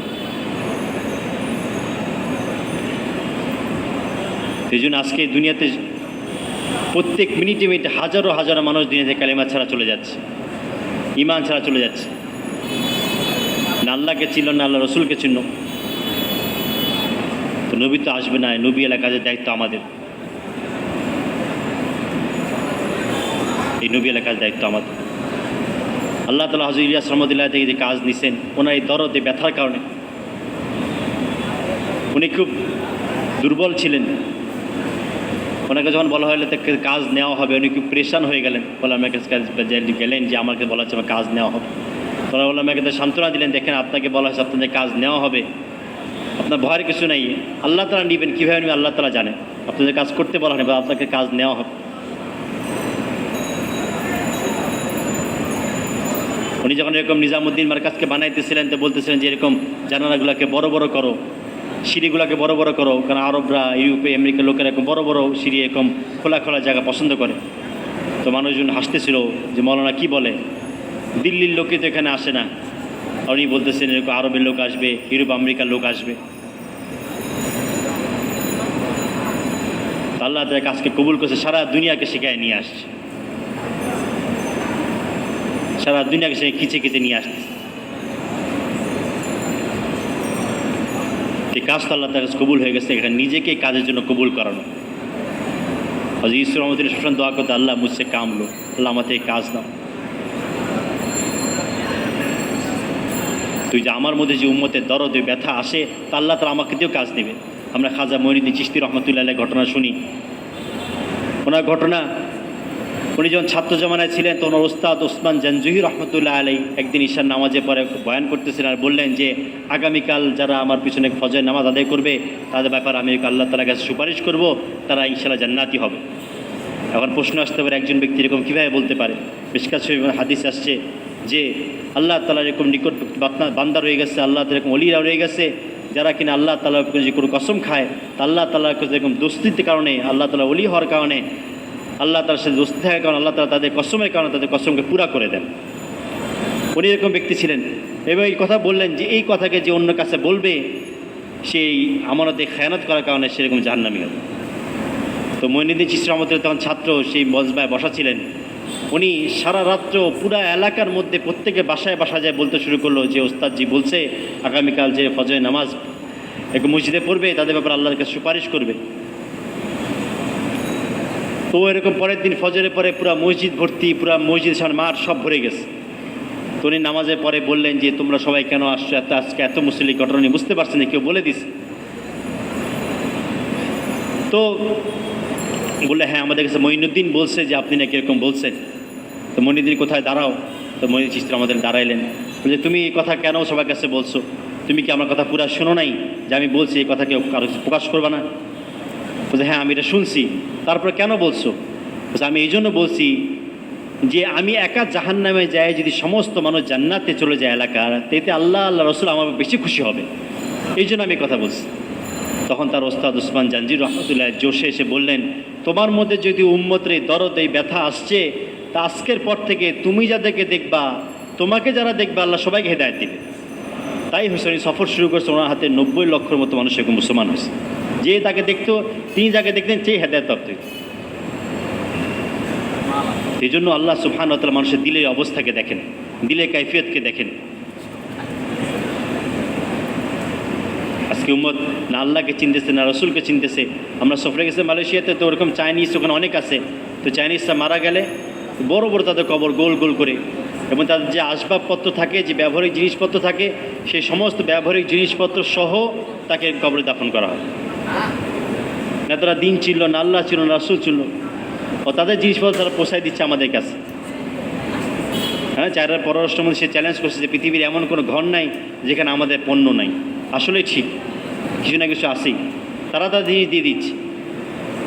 এক নব মুসলিম আমাদের উত্তরা মাদ্রাসা যখন পড়তাম, তখন এরকম আসছে যে আমেরিকান ইসলাম গ্রহণ করছে, সে আসছে জামাতে, এরকম জুম্মার পরে কথা বলতেছিল, সে কাঁদতেছিল আর বলতেছে, দেখো তোমাদের কাছে এরকম ইসলাম নামক এয়ার কন্ডিশন, এই এসি ছিল, আমরা যখন এয়ার কন্ডিশন এসি আবিষ্কার করলাম, সারা দুনিয়া এটা অ্যাড দিলাম, বিজ্ঞাপন দিলাম যে এরকম ঠান্ডা হয়, ঘর এরকম টেম্পারেচার ঠান্ডা হয়ে যায়, তো সারা দুনিয়া মানুষ কিনলো। তোমাদের কাছে ইসলামিক এরকম ঠান্ডা এসিটা ছিল, তোমরা কেন আমাদের কাছে আগে আসোনি, আমাদের কাছে কেন আগে পৌঁছাওনি? আমার বাবা আমার মা তো এরকম ইসলাম ছাড়া, দিন ছাড়া দুনিয়া থেকে চলে গেছে, আমি তো কালকে আমার তোমাদেরকে আল্লাহর কাছে দাঁড় করাই দিব, কেন আগে আসলা না, কেন আগে দাওয়াত নিয়ে আসলাম? এই জন্য সারা দুনিয়ার মানুষ এক না আল্লাহকে চিনতেছে না রসুলকে চিনতেছে, জাহান্নামে আগুনে দৌড়াচ্ছে। এই দায়িত্ব আমাদেরই, না আলেমের উম্মত, এই দায়িত্ব আমাদের যে সারা দুনিয়া দিনের দাওয়াতে কাজ কিনে ছড়া।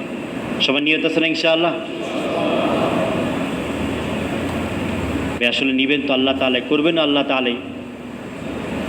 যখন বান্দার খালেজ আমাদের কাজকে নিয়ত করা, দোয়া করার চেষ্টা করা, বান্দা নিয়ত করবে, দোয়া করবে, চেষ্টা করবে, আল্লাহ তাআলা সেই অনুযায়ী ফয়সালা করবে। তো কার কার নিয়ত আছে ইনশাআল্লাহ বিদেশ সফরে? ইনশাআল্লাহ আমাদের মুরব্বীরা বলছেন যে এরকম যাদের 3 মাস হয়ে গেছে, 4 মাস হয়ে গেছে, 3 চিল্লা হয়ে গেছে, তাদের প্রত্যেকে এরকম পাসপোর্ট হবে পকেটে, অর্থাৎ তারা সবসময় বিদেশের টাকাটা পুরা করার জন্য তৈরি হয়ে যাবে। নিজের জেবে দিয়ে তাকাবে, আল্লাহ তাআলা খাজানা দিয়ে তাকাবে। সফরে আর কত টাকা লাগে? একটা বিবাহ লাগলে 2 লক্ষ 3 লক্ষ 4 লক্ষ টাকা ব্যবস্থা হয়ে যায় না? ব্যবস্থা করে ফেলে মানুষ। দুনিয়া বিশ্বের কোনো কাজ আটকায় না, কিন্তু আল্লাহ রাস্তায় গেলে তো যখন মানুষ এক আল্লাহ বলতেছে যে যখন তুই মানুষ